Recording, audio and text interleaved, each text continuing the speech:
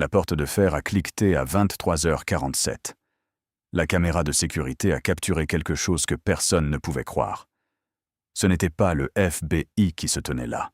Ce n'était pas un gang russe cherchant la guerre. C'était une petite fille de 9 ans, du sang coulant d'une entaille sur son front, serrant contre elle un bébé de 16 mois enveloppé dans une couverture trempée. Elle avait marché 4 miles à travers la tempête pour frapper à la porte la plus terrifiante de Chicago. Le manoir du chef de la mafia Dominic Santoro. S'il vous plaît, cachez mon frère. Il va le tuer ce soir. 12 hommes en costume noir se sont changés en pierre. Personne ne respirait. Personne ne bougeait. Puis Dominic Santoro, l'homme devant qui tout l'inframonde s'inclinait, a dit 2 mots. 2 mots qui ont déclenché une guerre. Entrez. 10 minutes plus tôt, la salle de réunion privée à l'intérieur du manoir Santoro brillait d'une lumière ambrée chaleureuse. Un lustre en cristal pendait au-dessus d'une table massive en chêne qui avait été témoin de 3 générations de décisions familiales. Des verres de whisky étaient à moitié vides. La fumée de cigarettes s'enroulait vers le plafond, le genre de pièce où les empires se construisaient et où les ennemis étaient enterrés. À la tête de la table siégeait Dominic Santoro, 37 ans, les cheveux noirs plaqués en arrière sur un visage qui aurait pu appartenir à un empereur romain. Des yeux de la couleur de l'acier froid, le genre qui faisait que les hommes adultes détournaient le regard les premiers. Une petite cicatrice marquait le coin droit de sa bouche. Personne n'avait jamais osé demander d'où elle venait. Personne ne le ferait jamais. Il n'avait pas besoin d'élever la voix pour commander l'attention. Il existait simplement, et la pièce se pliait autour de lui. Quand Dominic Santoro écoutait, tout le monde s'arrêtait de parler. Quand il parlait, tout le monde s'arrêtait de respirer. Ce soir, il écoutait. Les Russes deviennent audacieux. La voix de Tank grondait comme le tonnerre lointain. Marcus, Tank. Rossi était assis à la droite de Dominic. 6 pieds 4 pouces, 280 livres de muscles enveloppés dans un costume sur mesure qui semblait encore trop petit. Ancien Navy SEAL, le genre d'homme qui avait vu le combat dans des endroits qui n'existaient pas sur les cartes officielles. Il parlait rarement, et quand il le faisait, les gens s'en souvenaient. Les hommes de Kozlov ont été repérés déplaçant de la marchandise dans le sud, a continué Tank. 3 cargaisons cette semaine. Ils nous testent, nous. Vincent, Vinny. Caruso s'est penché en avant, le conciliaire de la famille. Harvard Law, major de sa promotion, a choisi la famille plutôt qu'un bureau de prestige dans un cabinet de haut vol. Lunettes à monture métallique. Des yeux calmes, le genre d'homme qui pouvait négocier un traité de paix ou rédiger un arrêt de mort avec la même main ferme. Nous devrions les contacter, a suggéré Vinny, organiser une réunion. Kozlov est ambitieux, mais il n'est pas stupide. Il connaît le prix d'une guerre avec nous. Les contacter? Tony DeLuca a frappé la table de sa paume. 45 ans, la poitrine large comme un tonneau, une voix de gravier. Père de 3 filles, il tuerait pour elles sans hésitation, mourrait pour elles sans regret. Ces bâtards de Russes traversent notre territoire, et tu veux leur envoyer un panier de fruits? Je veux éviter l'effusion de sang, Tony. Parfois, le sang est la seule langue que ces gens comprennent. À l'autre bout de la table, Luca Moretti restait silencieux. 28 ans, le plus jeune capot. Il y a 3 mois, sa femme lui a donné une fille, ce qui a tout changé. Sa façon de voir le monde, sa façon de voir cette vie. Il regardait Dominic, attendant que le chef décide. Dominic faisait tournoyer le whisky dans son verre, ne disait rien. La pièce attendait. Puis un son. Le capteur de la porte a carillonné. Toutes les têtes se sont tournées vers le moniteur de sécurité fixé au mur. L'écran s'est allumé, montrant la porte d'entrée à travers les images de la caméra zébrée par la pluie. Un éclair a jailli un instant. L'image n'était que de la neige statique. Puis, elle s'est éclaircie. Les yeux de Dominique se sont rétrécis. « Qui diable » a marmonné Tony. Il était 23h47. Personne n'était attendu. Personne ne venait au manoir Santoro sans être annoncé. Pas à moins d'avoir une envie de mourir. Tank était déjà sur ses pieds. Je vais vérifier. Il s'est dirigé vers la porte, étonnamment silencieux pour un homme de sa taille. Les autres hommes l'ont regardé partir. On regardait la porte se refermer derrière lui. On regardait le moniteur de sécurité où une petite silhouette se tenait immobile sous la pluie battante. Trop petite pour être une menace. Trop petite pour être quelqu'un. 30 secondes ont passé. 1 minute. Tank ne revenait pas. Dominique a posé son verre, s'est levé de sa chaise. Quelque chose n'allait pas. Il a traversé le couloir de marbre, devant les peintures à l'huile des ancêtres qui avaient bâti cet empire à partir de rien. Devant les portes qui menaient aux pièces où les marchés étaient conclus et rompus.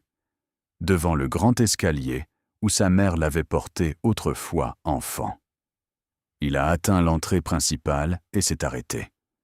Tank se tenait figé dans l'embrasure de la porte. L'homme qui avait tué des ennemis sans sourciller. L'homme qui avait survécu aux embuscades, aux trahisons et à 100 situations périlleuses. Cet homme se tenait parfaitement immobile, fixant quelque chose que Dominique ne pouvait pas encore voir. La pluie tombait dehors. Le tonnerre roulait dans le ciel de Chicago. Dominique s'est approché, a regardé par-dessus l'épaule de Tank, et son cœur s'est arrêté. Tank avait tué des hommes sans ciller. Il avait traversé des fusillades à Fallujah, regardé des amis mourir dans ses bras et pressé des détentes qui mettaient fin à des vies sans une seconde d'hésitation. Il avait brisé des os, enterré des corps et dormi profondément après. Mais maintenant, il se tenait figé dans l'embrasure de la porte du manoir Santoro, la bouche entr'ouverte, incapable de former un seul mot. En 15 ans de service pour cette famille, Marcus Rossi n'avait jamais été pris au dépourvu, jusqu'à maintenant. Une fille se tenait sous la pluie. Elle ne pouvait pas avoir plus de 9 ans. Des cheveux auburn plaqués sur son visage, assombris par la tempête jusqu'à paraître presque noirs. Une entaille sur son front laissait échapper du sang qui se mélangeait à l'eau de pluie et coulait sur sa joue comme des larmes pourpres. Mais c'était ses yeux qui l'ont arrêté. Des yeux verts, d'un vert vif, la couleur des feuilles de printemps. Mais il n'y avait rien d'enfantin en eux. Aucune innocence, aucune douceur. C'étaient des yeux qui en avaient trop vu, des yeux qui appartenaient à quelqu'un qui avait déjà appris que le monde était cruel et qu'on ne pouvait pas faire confiance aux adultes. Des yeux qui avaient au moins 30 ans de trop pour son visage. Ses lèvres étaient devenues violettes à cause du froid. Son petit corps tremblait violemment, chaque respiration étant visible dans l'air glacial de novembre. Elle portait une veste fine déchirée à l'épaule, complètement trempée. Et dans ses bras, un bébé. Un garçon, peut-être de 16 mois, enveloppé dans une couverture si mouillée qu'elle aurait pu être une serpillière. Ses yeux étaient fermés. Il ne pleurait pas. Ce silence était plus terrifiant que n'importe quel cri. Le petit poing du bébé serrait la chemise de sa sœur, s'accrochant même dans l'inconscience, même dans le sommeil. Il savait qu'elle était sa seule sécurité. Dominique est apparu derrière Tank. Il a regardé par-dessus l'épaule de son sous-chef, a vu la fille, a vu le bébé, et pendant un battement de cœur, le monde a disparu. Il y a 25 ans, une autre fille, même âge, même taille, se tenant dans une embrasure de porte, tremblante, ayant besoin de quelqu'un pour la sauver. Isabella, sa sœur, celle qu'il n'avait pas pu protéger. Dominique a cligné des yeux. Le souvenir s'est évanoui, mais le sentiment est resté. Un couteau tournant dans une plaie qui n'avait jamais guéri. Il a dépassé Tank, s'est tenu directement devant la fille. Elle a levé les yeux vers lui et elle n'a pas détourné le regard. Dominique Santoro, l'homme dont le nom rendait les commissaires de police nerveux. L'homme dont les ennemis disparaissaient sans laisser de traces. L'homme qui dirigeait l'inframonde de Chicago d'une main de fer, gantée de soie italienne. Des seigneurs du crime 2 fois plus âgés qu'elle ne pouvait pas soutenir son regard. Cette petite fille de 9 ans fixait ses yeux gris d'acier droit dans les yeux et ne sourcillait pas. Pas de la bravoure, a-t-il réalisé, pas de l'imprudence, du désespoir. Le genre de désespoir qui survient quand on a tout essayé, quand toutes les portes ont été fermées, quand les gens qui devraient vous protéger sont devenus les monstres que vous fuyez. Le genre de désespoir qui pousse un enfant à marcher 4 miles à travers une tempête pour frapper à la porte du diable. « S'il vous plaît, cachez mon frère. » Sa voix tremblait de froid, d'épuisement, de terreur. Mais elle ne suppliait pas. Elle énonçait un fait, formulait une requête déjà préparée au rejet. Il va le tuer ce soir. 7 mots, chacun a atterri comme une balle. Derrière Dominique, Tank a enfin bougé, a commencé à parler. « Patron, nous devrions... entrer !» La voix de Dominique a coupé la tempête. 2 mots, finaux, absolus. Tout de suite. Il s'est écarté. La fille a hésité juste un instant. De vieux instincts, l'avertissant qu'entrer chez un étranger était dangereux. Mais ensuite, elle a regardé le bébé dans ses bras, son frère, la seule personne au monde qui lui restait. Elle a franchi le seuil. L'eau gouttait de ses vêtements sur le sol de marbre. Des flaques se formaient autour de ses pieds nus. Quelque part dans la tempête, elle avait perdu une chaussure. 12 hommes dans la salle de réunion se sont tournés pour fixer. 12 criminels endurcis. Des tueurs. Des hommes qui avaient vu tout ce que ce monde laid avait à offrir. Ils fixaient cette petite fille grelottante, comme si elle venait d'une autre planète. Emma Rose Callahan se tenait au milieu du manoir Santoro, entourée des hommes les plus dangereux de Chicago, et pour la première fois en 2 ans, pour la première fois depuis que sa mère avait fermé les yeux pour ne plus jamais les ouvrir, elle a ressenti quelque chose qu'elle avait oublié. La sécurité. Tank, des serviettes. Vinny, du chauffage. Tony, quelque chose de chaud pour les enfants. Maintenant. La voix de Dominique était froide, mais sous la glace, il y avait de l'urgence, le genre qui fait bouger les hommes sans poser de questions. 12 hommes ont explosé en action.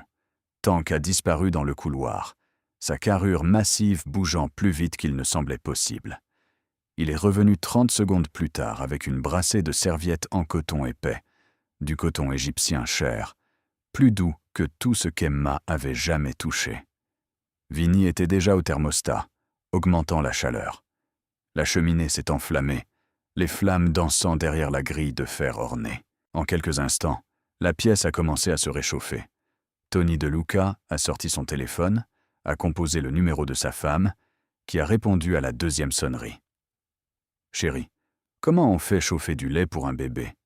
Une pause, la voix confuse de sa femme à l'autre bout. « Je t'expliquerai plus tard. Dis-moi juste quelle température. Comment je teste ?» Il a écouté, a hoché la tête, a raccroché, a disparu dans la cuisine. Lucas a couru à l'étage, cherchant des vêtements secs. Il n'y avait rien pour les enfants dans cette maison. Aucun enfant n'avait vécu ici depuis 25 ans. Il est revenu avec l'un de ses propres t-shirts. Il serait énorme sur la fille. Il ferait l'affaire. Tank s'est approché d'Emma lentement. Il la surplombait. 3 fois sa taille, 4 fois son poids. Une montagne de muscles et de cicatrices, dominant un enfant grelottant. Puis il a fait quelque chose qu'aucun de ces hommes n'avait jamais vu. Il s'est agenouillé, s'est abaissé jusqu'à ce que ses yeux soient au même niveau que les siens. « Puis-je le prendre ?» La voix de Tank était douce, presque gentille. « Juste pour le réchauffer. Je promets, je serai doux. » Emma l'a fixé. 5 secondes, 10. Elle calculait, mesurait, décidait si ce géant pouvait être digne de confiance, avec la seule chose au monde qui lui importait. Puis, lentement, elle a tendu les bras. Tank a pris le bébé comme s'il manipulait de la porcelaine fine, comme si un faux mouvement pouvait le briser. Ses mains massives, des mains qui avaient brisé des coups et pressé des détentes, berçait le petit garçon de 16 mois avec une tendresse impossible. Noah a remué, son petit corps s'enroulant contre la chaleur de Tank, cherchant la chaleur par instinct. Un petit soupir s'est échappé de ses lèvres, à peine audible, le son d'un enfant se sentant enfin en sécurité. Ses yeux restaient fermés, mais son petit poing a trouvé le gilet de Tank et s'y est agrippé fermement, refusant de lâcher prise. Quelque chose a changé dans le visage de Tank. La dureté s'est fissurée juste un instant, assez pour que les hommes qui regardaient voient quelque chose qu'ils n'avaient jamais vu auparavant. Tony est revenu avec un biberon. « Il n'est pas trop chaud », a-t-il dit. Je l'ai testé au poignet comme Maria a dit. La température préférée de ma fille. Tank a pris le biberon, l'a incliné vers les lèvres de Noah. Le bébé a commencé à boire, affamé, désespéré. Les sons doux de succion ont rempli la pièce silencieuse.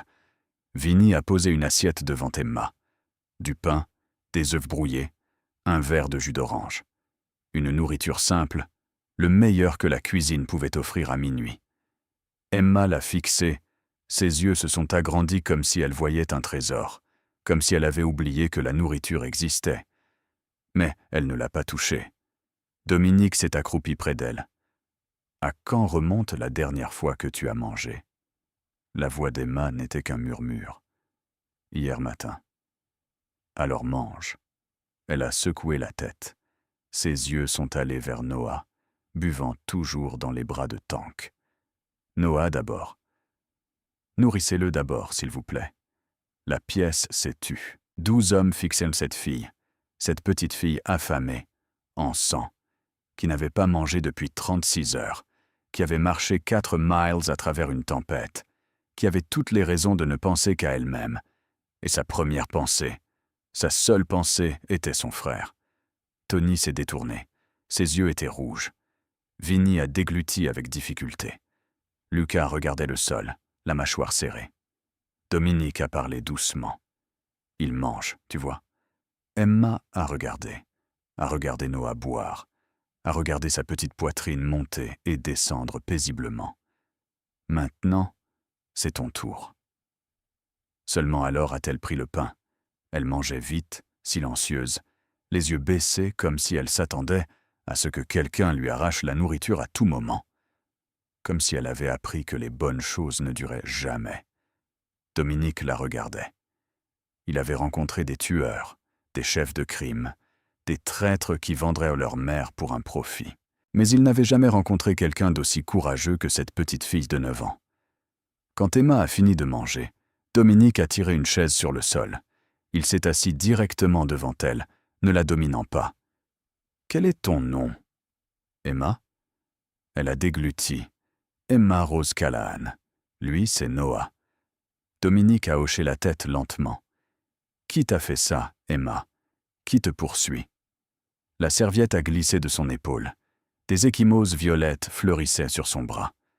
Des empreintes de doigts clairement visibles, les marques d'une main trop grande, trop forte, trop cruelle. Emma a regardé les ecchymoses, puis elle a commencé à parler. Sa voix était stable, plate, comme si elle avait répété l'histoire 1000 fois pendant ces 4 miles à travers la tempête, comme si elle s'était préparée à la raconter une fois et une seule. Ma maman est morte il y a 2 ans. Un cancer. Elle était gentille. Elle essayait de nous protéger.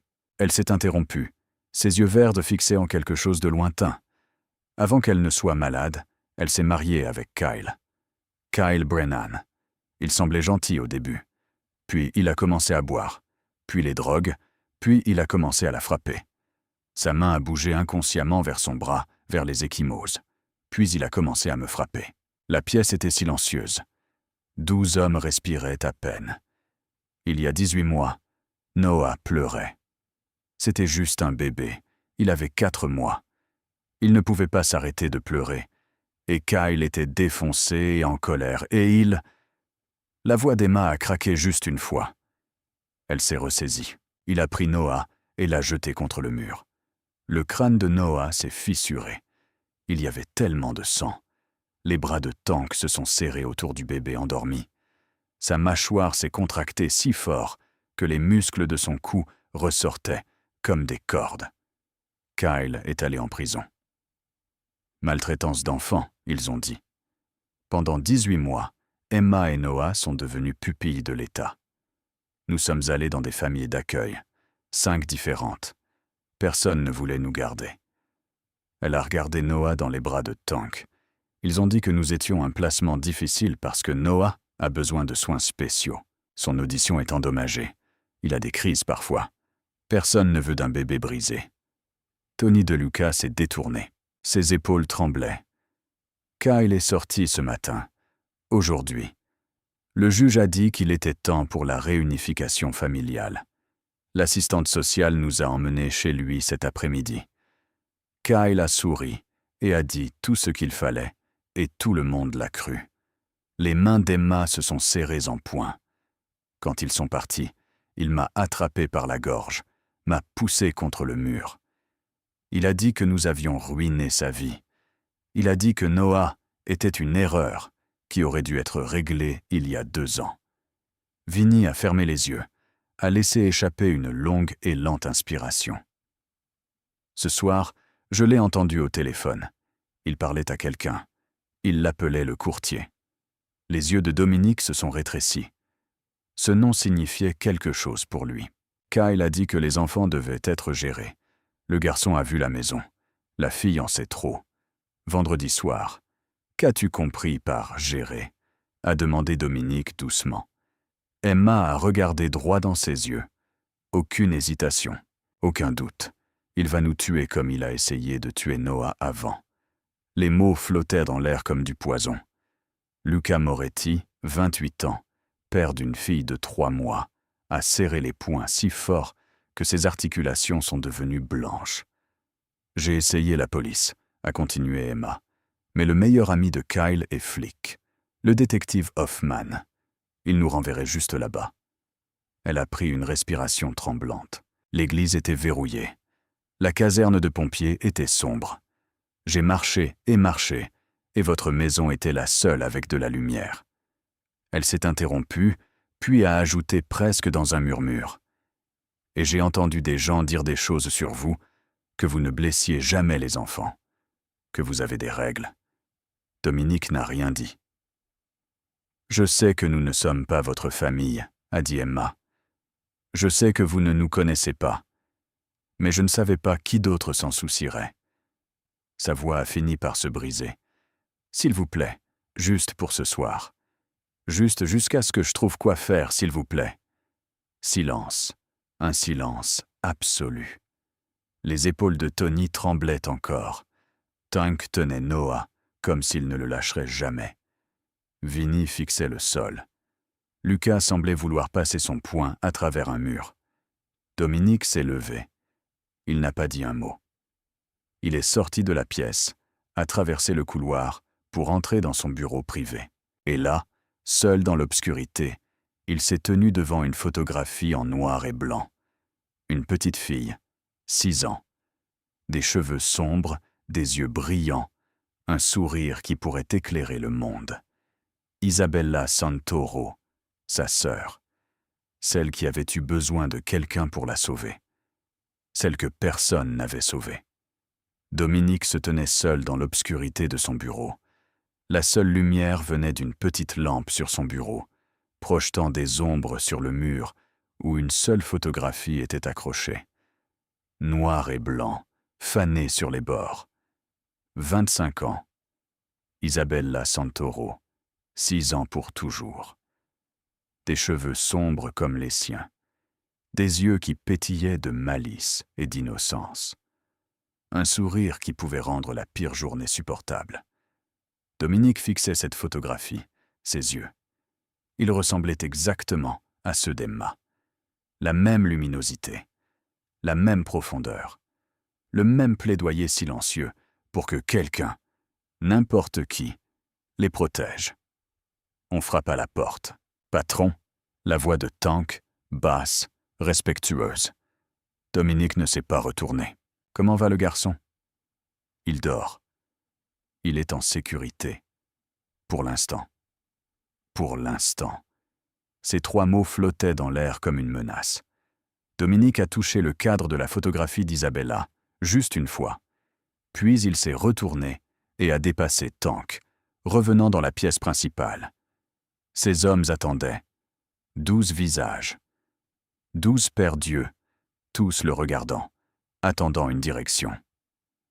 Emma était assise dans un coin, enveloppée dans des serviettes, frissonnant encore, regardant encore, espérant encore. Vinny a parlé le premier. Dom. Nous devons y réfléchir attentivement. Sa voix était mesurée, logique, la voix d'un homme entraîné à voir les conséquences. Ce ne sont pas nos affaires. S'impliquer signifie des ennuis avec les flics, les services sociaux, peut-être les fédéraux. Nous ne savons pas qui est ce courtier. Nous ne savons pas dans quoi nous nous engageons. Tony De Luca a explosé. Pas nos affaires. Sa voix a craqué de rage. Un homme prévoit de tuer 2 enfants. 2 enfants, Vinny. Il a désigné Emma. Regarde-la. Regarde ça, bébé. Tu veux les renvoyer au monstre qui a fait ça? Les poings de Tony tremblaient. Nous avons des règles, tu sais. Nous en avons. Nous ne touchons pas aux femmes et aux enfants. C'est sacré. Mais cette règle ne signifie rien si nous laissons les autres les toucher pendant que nous restons là à regarder. Sa voix s'est brisée. J'ai 3 filles. 3 petites filles qui dorment en sécurité dans leur lit chaque nuit parce qu'elles savent que leur papa les protégera. Si jamais quelqu'un essayait de leur faire du mal, si jamais quelqu'un, il n'a pas pu finir. Lucas s'est avancé, le plus jeune capot. 3 mois père, apprenant encore ce que signifie aimer quelque chose plus que sa propre vie. J'ai regardé cette petite fille, a dit Lucas doucement, et j'ai vu ma fille, dans 9 ans, se tenant sous la pluie, en sang, suppliant des étrangers pour de l'aide. Sa mâchoire s'est serrée. Si ma petite fille avait besoin d'aide et que quelqu'un la refoulait, je brûlerais leur monde entier. Tank a parlé. Tank qui disait à peine 10 mots par jour. Tank dont le silence était légendaire. Le garçon s'est accroché à ma veste, a-t-il dit. Même dans son sommeil. Son petit poing s'est agrippé et ne lâchait pas. Il s'est interrompu, comme s'il savait que je ne lâcherais pas non plus. Sa voix est descendue à quelque chose de presque tendre. Je ne lâche pas. La pièce est retombée dans le silence. Tous les yeux se sont tournés vers Vinny. Il a soupiré, a enlevé ses lunettes, s'est frotté les yeux. Si nous faisons cela, a-t-il dit lentement, c'est la guerre. La guerre avec quiconque est le courtier. La guerre avec les flics corrompus. La guerre avec un système qui est censé protéger les enfants et qui a échoué complètement. Il a remis ses lunettes. Sommes-nous prêts pour ça? Dominique a enfin parlé. Sa voix était basse, lente, chaque mot atterrissant comme un marteau. Il y a 25 ans, ma sœur avait besoin que quelqu'un lui ouvre une porte. La pièce s'est figée. Personne ne l'a fait. Il a regardé chaque homme, un par un. Ce soir, une petite fille a marché 4 miles à travers une tempête pour frapper à ma porte. Ses yeux gris se sont durcis comme l'acier. Je ne fais pas la même erreur 2 fois. Il s'est redressé. Ces 2 enfants sont désormais sous la protection de la famille Santoro. Quiconque essaie de les toucher passe par moi. Son regard a balayé la pièce. Quiconque n'est pas d'accord peut partir dès maintenant. Personne n'a bougé. Personne ne respirait. Puis, un par un, 12 hommes ont hoché la tête. Vinny, alors planifions cela correctement. Tank, je prends le premier tour de garde. Dominique est retourné dans le coin où Emma était assise. Il s'est agenouillé devant elle, d'égal à égal, homme à enfant. « Tu restes, a-t-il dit. Tous les 2. Personne ne va plus vous faire de mal. » Il a tendu la main et a doucement touché son épaule. Je le promets. Emma l'a regardé. Cet homme, cet étranger, ce monstre que le monde craignait. Et elle a vu quelque chose qu'elle n'avait pas vu depuis 2 ans. Quelqu'un qui le pensait vraiment. Pour la première fois cette nuit-là, pour la première fois depuis que sa mère était morte, Emma Rose Callahan s'est autorisée à pleurer. 3 heures du matin. Le manoir était calme. Emma et Noah dormaient dans une chambre d'amis à l'étage. Tank était posté devant leur porte, comme une sentinelle de granit. Les autres hommes s'étaient dispersés à leur poste, se préparant pour n'importe quelle guerre qui arrivait. Mais Dominique ne pouvait pas dormir. Il était assis dans son bureau, un verre de whisky à la main. Il n'en avait pas pris une seule gorgée. Le liquide ambré restait là, intouché, captant la lumière de la lampe. Ses yeux étaient fixés sur la photographie d'Isabella, et son esprit était ailleurs. Il y a 25 ans, une autre maison, plus petite, du mauvais côté de Chicago. Dominique avait 12 ans, Isabella en avait 6. Leur père, pas Marco, jamais Marco, était un homme nommé Vincent Ricci, un ivrogne, un lâche, un monstre qui portait un visage humain. Il battait leur mère quand le dîner était froid, battait Dominique quand il répliquait, battait Isabella quand elle pleurait trop fort. Isabella était la plus petite, la plus faible, celle qui ne pouvait pas se défendre. Elle se cachait derrière Dominique chaque fois que leur père rentrait à la maison, sentant le whisky. Elle lui tenait la main et chuchotait « Ne le laisse pas me faire de mal, Dom, s'il vous plaît. Ne le laisse pas me faire de mal. » Et Dominique se tenait entre eux à chaque fois, même quand il était terrifié, même quand il savait ce qui allait arriver. Cette nuit-là, leur père est rentré pire que jamais, enragé, hurlant. Quelque chose s'était mal passé au travail. Quelqu'un lui avait manqué de respect. Il avait besoin que quelqu'un paie. Il a attrapé Isabella par les cheveux. Dominique s'est jeté sur son père, a donné des coups de poing, des coups de pied, a mordu, a fait tout ce qu'un garçon de 12 ans pouvait faire contre un homme adulte. Ce n'était pas suffisant. La dernière chose dont Dominique se souvenait était le poing de son père percutant son visage, le craquement de son propre crâne contre le sol, l'obscurité. Quand il s'est réveillé, Isabella ne respirait plus. Elle gisait sur le sol comme une poupée brisée, les yeux ouverts, vides, fixant le néant. 6 ans. Parti. Dominique a touché la cicatrice au coin de sa bouche. Pas d'une guerre des gangs, pas d'un marché qui a mal tourné, pas de toute la violence qui remplissait sa vie d'adulte. De cette nuit-là, de la bague de son père lui fendant la lèvre alors que le coup portait. De la nuit où il a appris que vouloir protéger quelqu'un n'était pas suffisant, que l'amour sans pouvoir était inutile. Après, sa mère l'a emmené chez Marco Santoro. Marco était l'homme qu'elle avait toujours aimé, l'homme qu'il avait supplié de quitter Vincent des années auparavant, l'homme vers qui elle avait eu trop peur de s'enfuir jusqu'à ce qu'il soit trop tard. Marco a recueilli Dominique, l'a élevé comme le sien, a fini par épouser sa mère. Vincent Ricci a disparu. Personne n'a jamais su ce qui lui était arrivé. Personne n'a jamais demandé. Dominique a posé le verre de whisky. Il a regardé par la fenêtre. La pluie zébrait toujours la vitre. La tempête faisait toujours rage. « Je n'ai pas pu te sauver, Isabella. » Sa voix n'était qu'un murmure. « Mais je peux les sauver. » La porte s'est ouverte derrière lui. Marco Santoro est entré dans la pièce. 62 ans, cheveux blancs, visage buriné. Retraité maintenant, mais commandant toujours le respect à chaque pas. Il n'a pas frappé. Il n'avait jamais à le faire. « J'ai entendu ce qui s'est passé, » a dit Marco. « Ta mère est en route. » Il a traversé la pièce, s'est tenu aux côtés de Dominique, a regardé la photographie d'Isabella. Puis il a posé une main sur l'épaule de son fils.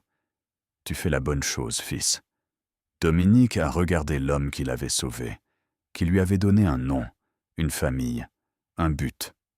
Je sais. Marco a serré son épaule. Isabella serait fière. Dominique a hoché la tête. Pour la première fois depuis plus longtemps qu'il ne pouvait s'en souvenir, il ressentait quelque chose d'autre que de la colère, de l'ambition, de la froide calculation qui avait bâti son empire. Il se sentait certain. Pas parce que cette décision apporterait du profit, pas parce qu'elle augmenterait son pouvoir, mais parce que c'était juste. Et parfois, cela suffisait. À 4 heures du matin, la table à manger s'était transformée en salle de commandement. Vinnie a étalé une carte détaillée de Chicago sur la surface en chêne. Des marqueurs rouges indiquaient les emplacements connus de Kyle Brennan. Des marqueurs bleus montrèrent le commissariat et l'adresse personnelle du détective Hoffman. Un point d'interrogation noir planait sur le sud, le territoire du courtier. Marco siégeait au bout de la table. Observant, n'intervenant pas. C'était l'opération de Dominique désormais. « Nous devons faire vite », a dit Dominique. « Kyle attend ses enfants pour vendredi. Cela nous donne 3 jours. » Il a regardé chaque homme. « Tank. » Le géant s'est redressé. « Tu es sur la protection 24 heures sur 24 et 7 jours sur 7. Tu ne manges pas à moins qu'il ne mange. Tu ne dors pas à moins qu'il ne dorme. Personne n'approche ses enfants à moins de 100 pieds. » Tank a hoché la tête une fois. « Compris. » Vinnie. Le concilière a ajusté ses lunettes. « Trouve-moi le meilleur avocat de droit de la famille à Chicago. Quelqu'un qui n'a pas peur des flics corrompus ou des juges véreux. Commence à monter un dossier contre Kyle. Tout. Dossiers médicaux, rapports de police, témoignages. Et trouve-moi un juge qui ne peut pas être acheté. La juge Patricia Walsh, a dit Vinnie immédiatement. Incorruptible. Elle a traité des affaires de corruption qui ont fait des carrières et en ont brisé d'autres. Si quelqu'un veut écouter, ce sera elle. Contacte-la. Tony. Le vieux capot s'est tenu au garde à vous.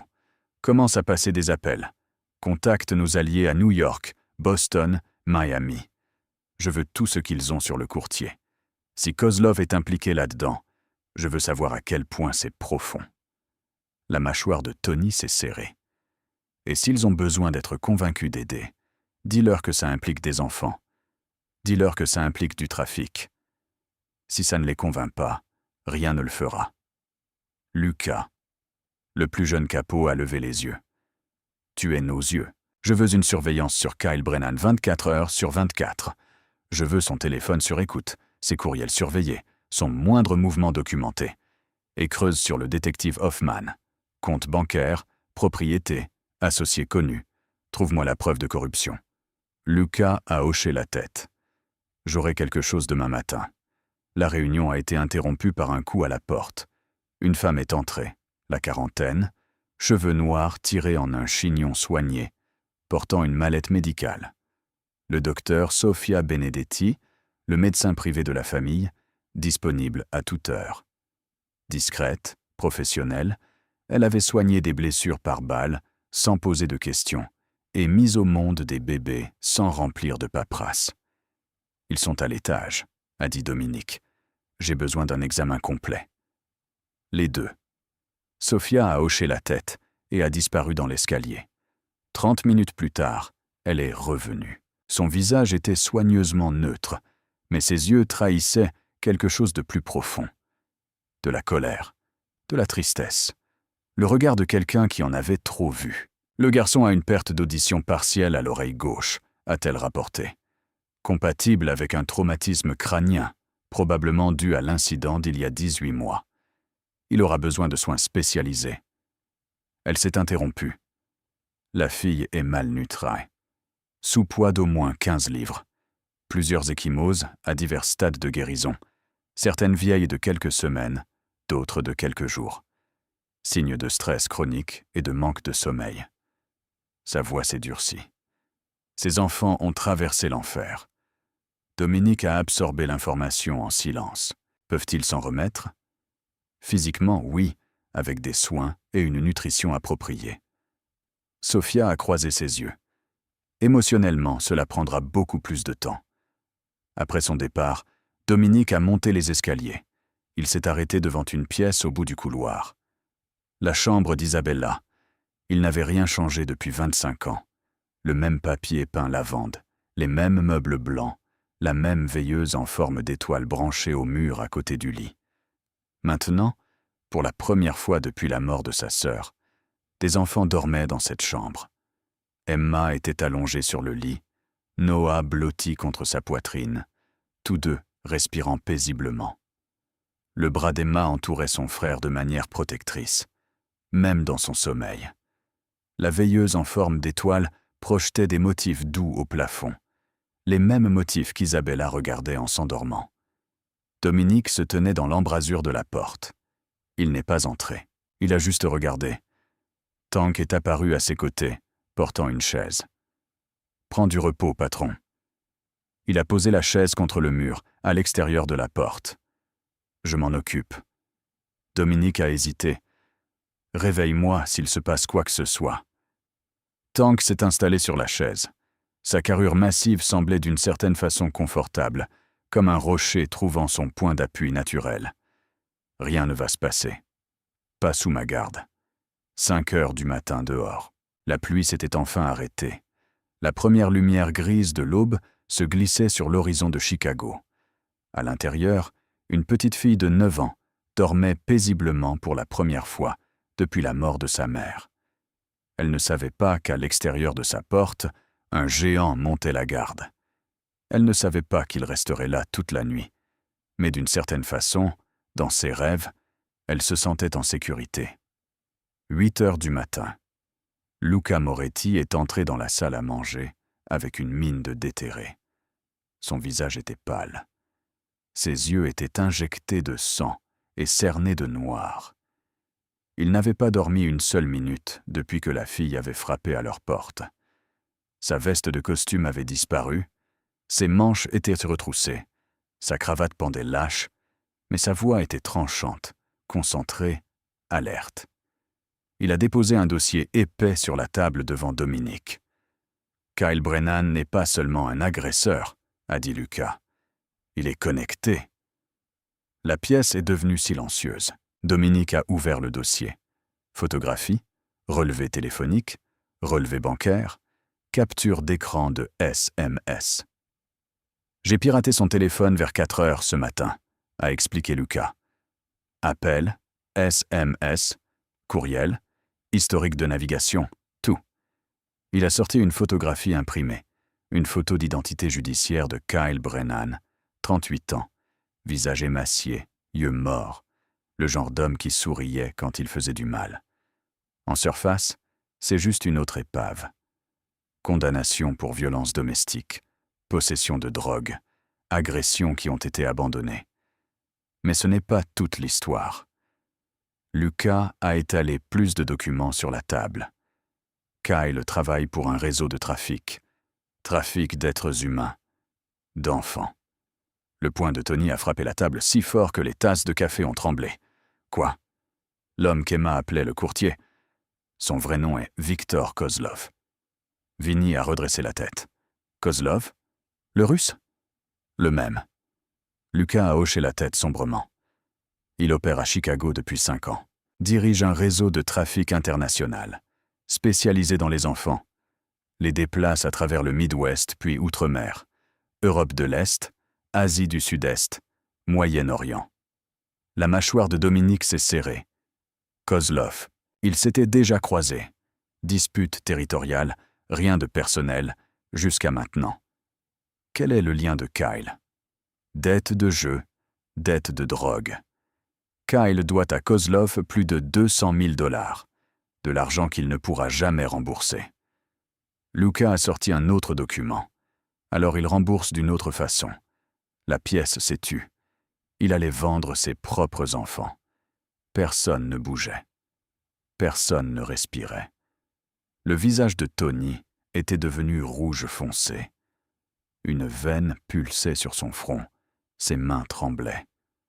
La maison qu'Emma a mentionnée, a continué Luca, c'est un lieu de détention. Un endroit où Kozlov garde les enfants avant qu'ils ne soient transportés. Noah y est allé une fois. C'est pour ça que Kyle a dit que le garçon avait vu la maison. Et Emma en sait trop parce qu'elle a surpris des choses, vu des choses. Il s'est interrompu. Ils étaient tous les deux prévus pour enlèvement vendredi. C'est le mot que Kozlov utilise. Enlèvement. Vinny a enlevé ses lunettes, s'est frotté les yeux. Et pour le détective Hoffman. Luca a fait glisser un autre dossier sur la table. Ray Hoffman, 45 ans, 20 ans de service. Officier décoré, père de famille, entraîne la Little League les week-ends. Sa voix dégoulinait de dégoût. Reçoit aussi des paiements mensuels de Kozlov. Depuis au moins 6 ans. C'est lui la raison pour laquelle les abus de Kyle n'ont jamais été correctement examinés. La raison pour laquelle les plaintes disparaissaient. La raison pour laquelle Kyle a récupéré la garde malgré tout. Il a regardé Dominique. Hoffman est le mur entre Kozlov et la loi. Sans lui, toute l'opération aurait été exposée il y a des années. Vinny s'est penché en avant. C'est plus gros que nous ne le pensions. Bien plus gros. Il a désigné les documents. Si nous cachons simplement les enfants, Kozlov continuera de chercher. Il ne peut pas se permettre de laisser des traces. Si nous allons à la police, Hoffman bloquera tout. Le système est compromis. Sa voix était sinistre. Nous devons faire tomber tout le réseau, pas seulement Kyle. Tout. Tony a explosé. Sa paume a encore percuté la table. Ils vendent des enfants. Des enfants. Sa voix a craqué de rage. Je m'en fiche de qui est Kozlov. Je m'en fiche de la taille de son réseau. Je m'en fiche de combien de flics il possède. Il a pointé le plafond vers la chambre où Emma et Noah dormaient. Ces gamins sont venus nous demander de l'aide. On brûle tout. Dominique a laissé le silence s'installer, puis il a parlé. Nous faisons ça intelligemment. Nous faisons ça à fond. Ses yeux gris ont balayé la pièce. D'abord, nous protégeons les enfants. C'est la priorité numéro 1. Rien d'autre n'importe s'ils ne sont pas en sécurité. Il s'est levé. Deuxièmement, nous rassemblons les preuves. Tout. Relevés téléphoniques, transactions financières, témoignages, photographies. Nous montons un dossier si solide qu'aucun juge ne pourra l'ignorer et aucun flic ne pourra l'enterrer. Sa voix s'est durcie. Troisièmement, nous faisons appel à des alliés. C'est trop gros pour nous seuls. Nous demandons chaque faveur qu'on nous doit. Chaque famille qui partage nos principes. Il a posé les 2 mains sur la table. Et quand nous aurons tout ce dont nous avons besoin, ses yeux se sont changés en acier. Nous nous assurerons que Kyle Brennan et Victor Kozlov ne fassent plus jamais de mal à un autre enfant. Lucas a hoché la tête, a rassemblé ses dossiers et retourné à son poste de surveillance. Tony a sorti son téléphone, a commencé à composer. New York, Boston, Miami, Détroit.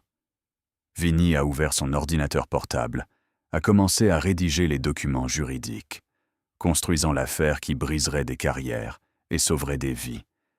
Et à l'étage, devant une porte décorée d'un papier peint lavande fanée, Tank était assis immobile sur sa chaise. Il n'avait pas bougé depuis 4 heures. Il ne bougerait pas pendant 4 de plus. 10 heures du matin. Le son de pneus sur le gravier a fait lever les yeux de Vinny de son ordinateur portable. Une Cadillac noire a remonté l'allée. Vieux modèle, état impeccable. Le genre de voiture qui appartenait à une autre époque. Vinny a jeté un coup d'œil par la fenêtre. Ses sourcils se sont levés. Nona est là. Depuis son poste à l'étage, la voix de Tank est descendue. Qui l'a appelé? Dominique n'a pas levé les yeux des documents qu'il examinait. Personne n'a besoin de l'appeler. Elle sait toujours. La porte d'entrée s'est ouverte avant que quiconque ne puisse l'atteindre. Elena Santoro est entrée comme une force de la nature. 60 ans, cheveux argentés tirés en un chignon soigné, yeux vifs comme du verre taillé. Petite de taille, à peine 5 pieds, mais elle bougeait avec une autorité qui faisait s'écarter des hommes 2 fois plus grands qu'elle. Elle portait une simple robe noire, des boucles d'oreilles en perles, une croix d'or autour de son cou. Elle ressemblait à la douce grand-mère italienne de quelqu'un. Elle était tout sauf ça. Où sont les enfants? Pas un bonjour, pas une question sur ce qui s'était passé. Droit au but. Dominique s'est levé de sa chaise. Maman. Ils dorment. Nana a agité sa main avec dédain. Je ne vais pas les réveiller. Je veux juste. Sa voix s'est adoucie, à peine. J'ai besoin de les voir. Elle a dépassé son fils, à dépasser Vinnie, à passer Tony, montant les escaliers d'un pas qui n'admettait aucune discussion. Tunk l'a vu venir et s'est immédiatement levé. Il a décalé sa chaise sans un mot. Même le géant savait qu'il ne fallait pas se mettre en travers du chemin d'Elena Santoro. Elle s'est arrêtée au seuil de la chambre d'Isabella et s'est figée. Emma était allongée sur le lit, Noah blotti à son côté, les deux enfants dormant paisiblement.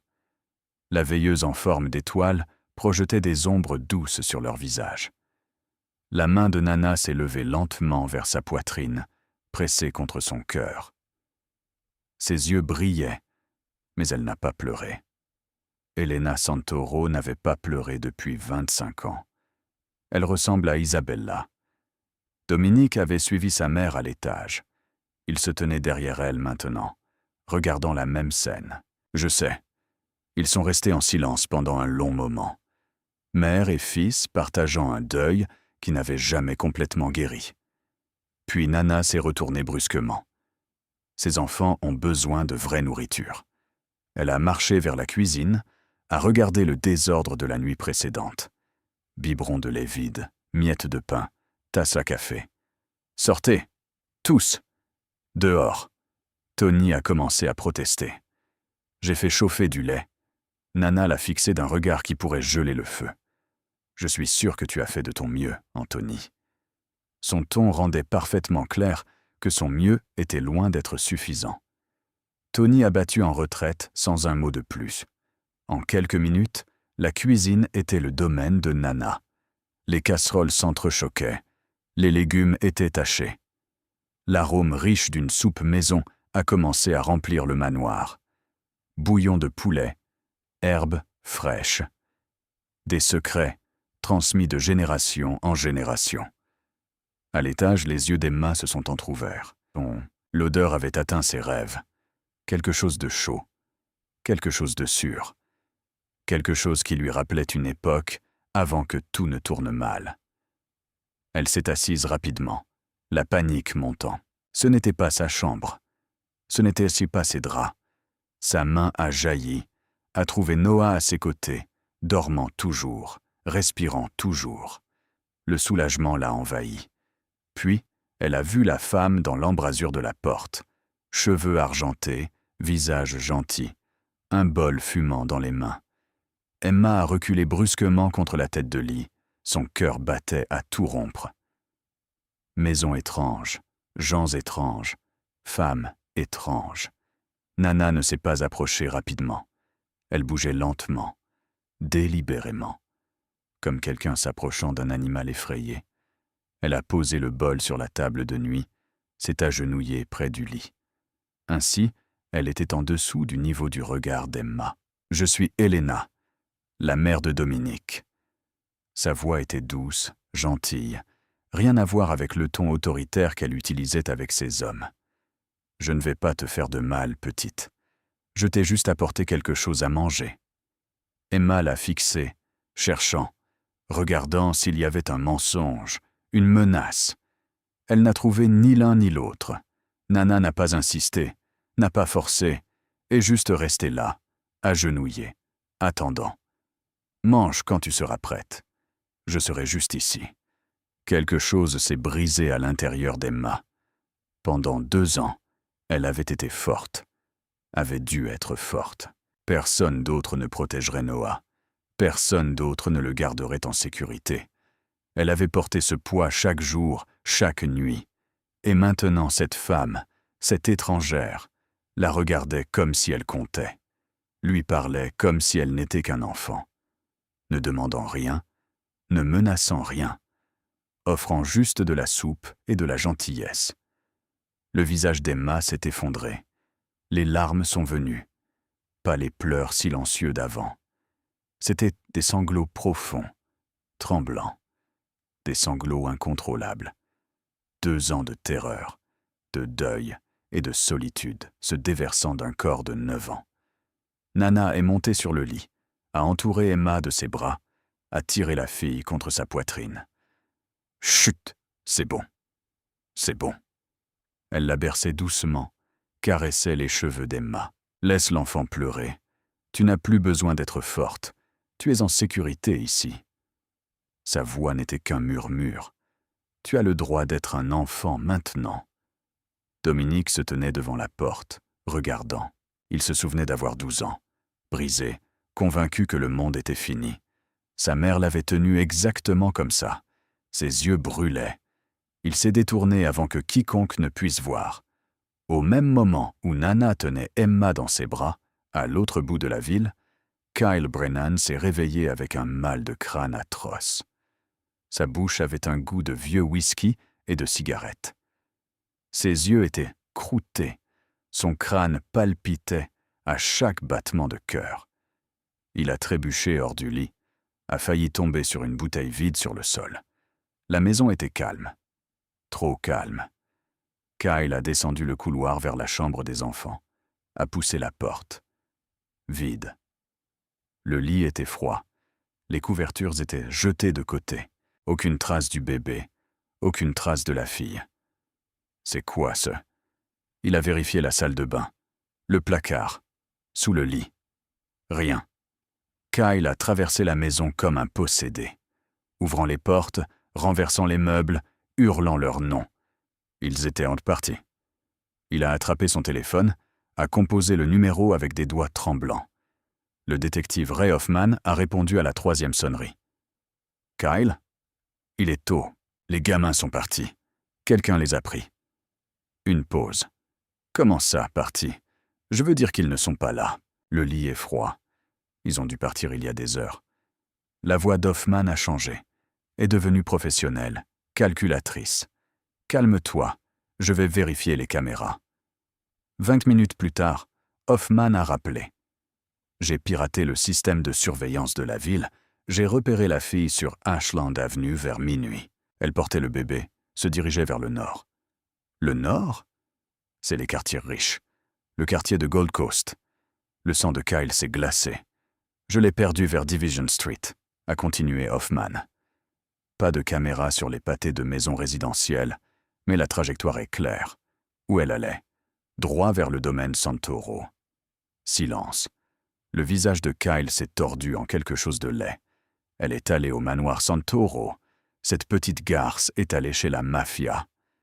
Kyle, écoute-moi. La voix d'Hoffman est étendue. Si Santoro a ses gamins, c'est mauvais. Très mauvais. Ce n'est pas un voyou de rue qu'on peut bousculer. Il dirige la moitié de la ville. Je me fiche de qui Santoro pense être. La voix de Kyle tremblait de rage. Ce sont mes gamins. Ma propriété, je les récupérerai. Il a raccroché au nez d'Hoffman. Puis il a passé un autre appel. Ses mains tremblaient en composant. Pas de colère cette fois, de peur. Victor Kozlov n'était pas un homme qui pardonnait. Le téléphone a sonné 2 fois. Oui ? Un accent russe épais, froid, impatient. Nous avons un problème. Silence à l'autre bout. Le genre de silence qui faisait ramper la peau de Kyle. Quel genre de problème ? Kyle a dégluti avec difficulté. Les enfants ont fugué. Hier soir, ils sont allés chez Dominique Santoro. Le silence s'est prolongé davantage cette fois. 10 secondes, 20. Quand Kozlov a reparlé, sa voix était de la glace. « Tu as laissé 2 enfants s'échapper vers la mafia italienne. Je ne les ai pas laissés. As-tu la moindre idée de ce que tu as fait ?» La bouche de Kyle est devenue sèche. Ses enfants connaissent la maison. Ils ont vu des choses. Si Santoro découvre ce qu'il y a dans cette maison, nous sommes tous finis. Chaque opération, chaque contact, chaque cargaison. Je les récupérerai. Tu as plutôt intérêt. La voix de Kozlov est descendue à un murmure. D'une certaine façon, c'était plus terrifiant que s'il avait crié « Je m'en fiche de ce qu'il faut. Je m'en fiche de qui tu dois blesser. Récupère ces gamins d'ici vendredi. » La ligne a coupé. Kyle a fixé le téléphone. Sa main tremblait. Il avait 48 heures pour arranger ça. Il a repris le téléphone, a rappelé Hoffman. Nouveau plan. Dépose une plainte pour enlèvement.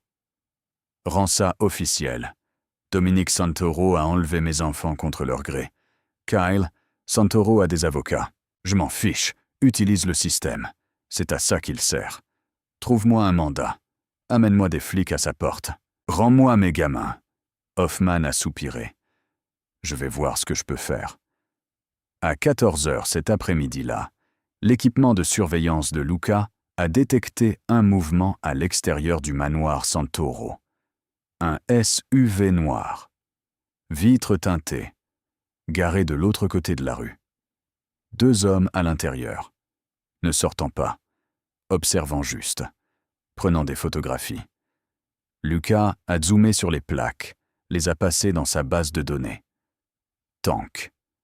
Le grand homme est apparu à ses côtés. Des Russes. Les hommes de Kozlov. Ils font de la reconnaissance. Vérifient la sécurité. Comptent les gardes. La mâchoire de Tank s'est serrée. On engage? La voix de Dominique est venue de derrière eux. Non. Ils se sont tournés. Dominique se tenait dans l'embrasure de la porte, bras croisés. N'engagez pas. Laissez-les regarder. Patron, je veux qu'ils voient exactement combien d'hommes nous avons.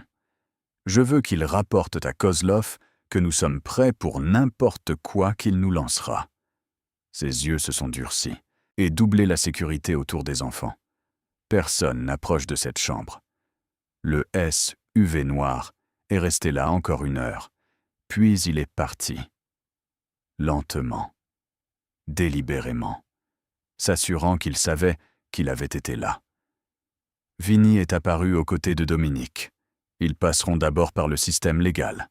Kyle va prétendre à un enlèvement, utiliser son ami flic pour faire avancer la chose. Dominique a hoché la tête. Alors nous devons être prêts.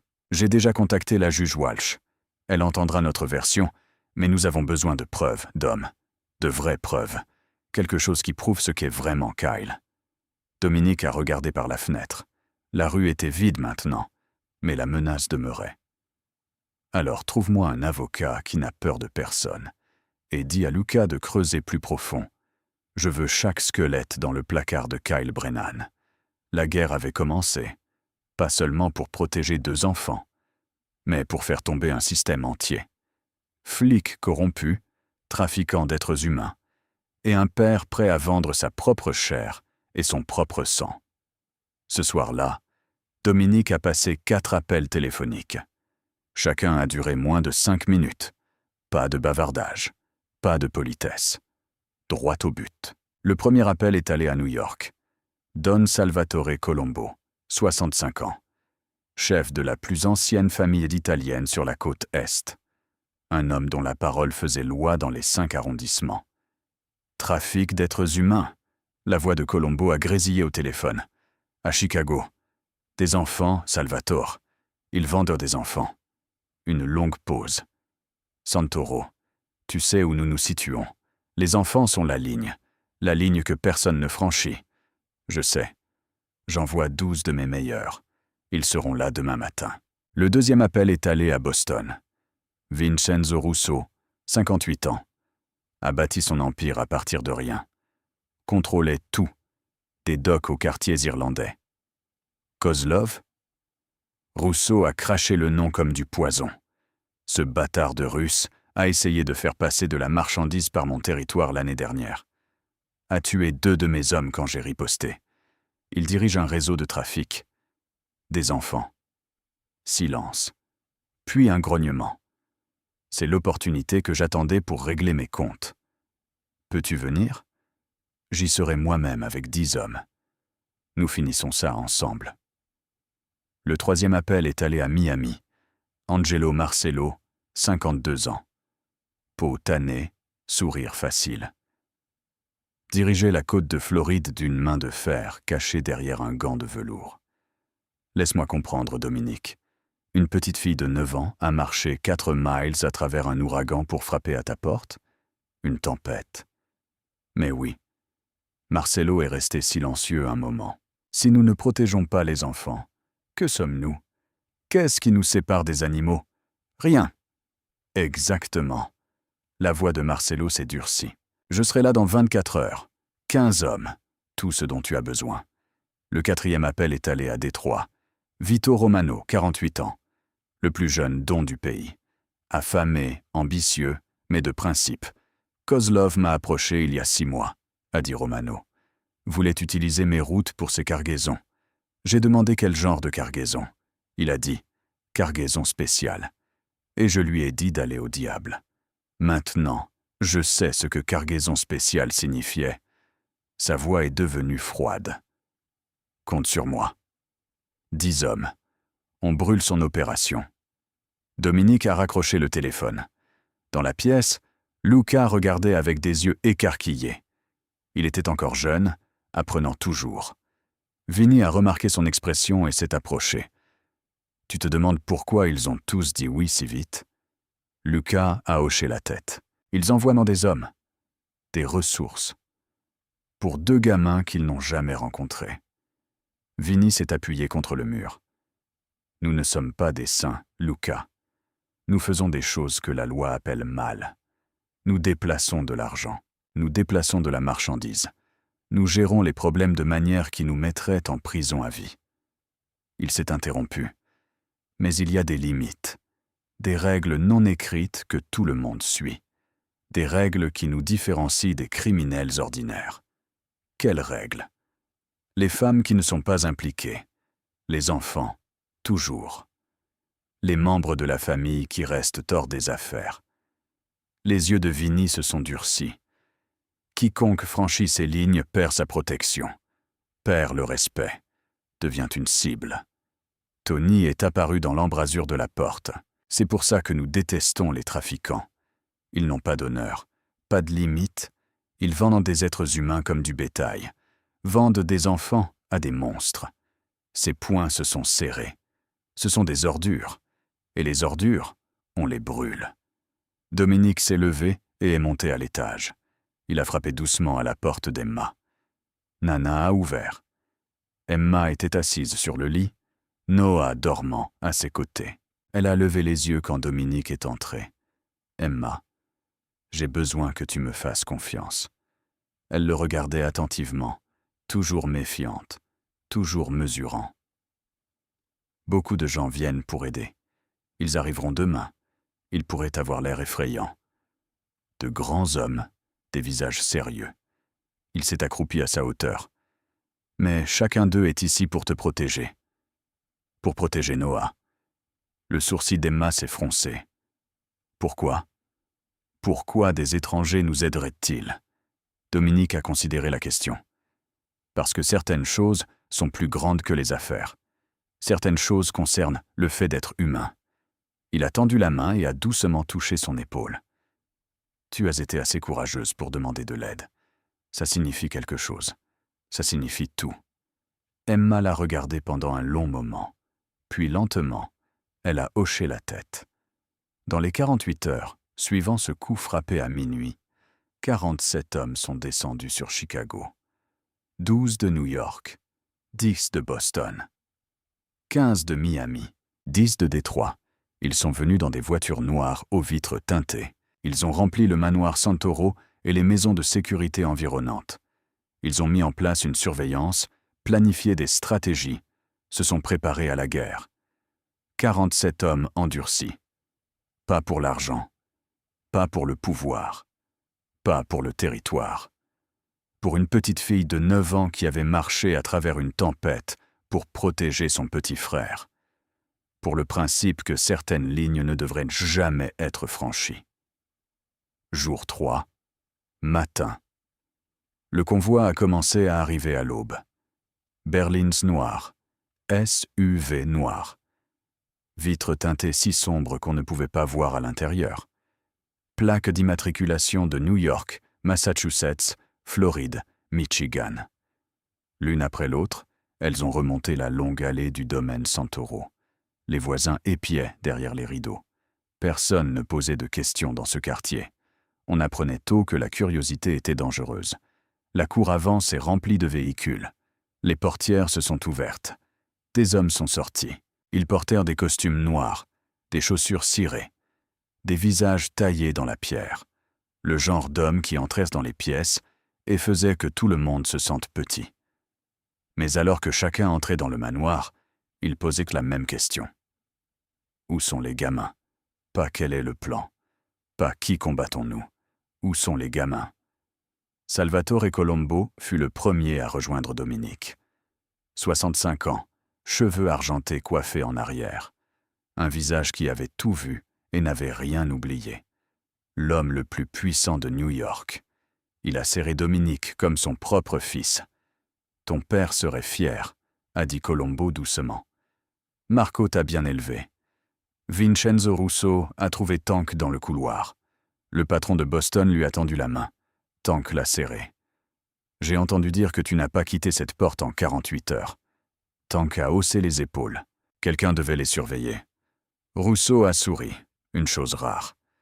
J'ai amené des hommes qui peuvent prendre des tours de garde. Tu as besoin de dormir, mon ami. Je dormirai quand ce sera fini. Angelo Marcello est arrivé le dernier. Il portait un sac de course aux couleurs vives, complètement déplacé parmi tous ces costumes noirs. Pour les enfants, a-t-il expliqué, légèrement embarrassé. Ma femme a insisté. Ma fille les a choisis. Il a sorti un ours en peluche, fourrure brune douce, un ruban rouge autour du cou, pour le bébé. Puis un livre, relié. De magnifiques illustrations. Pour la fille. À l'étage, Emma regardait par la fenêtre. Voiture après voiture, homme après homme.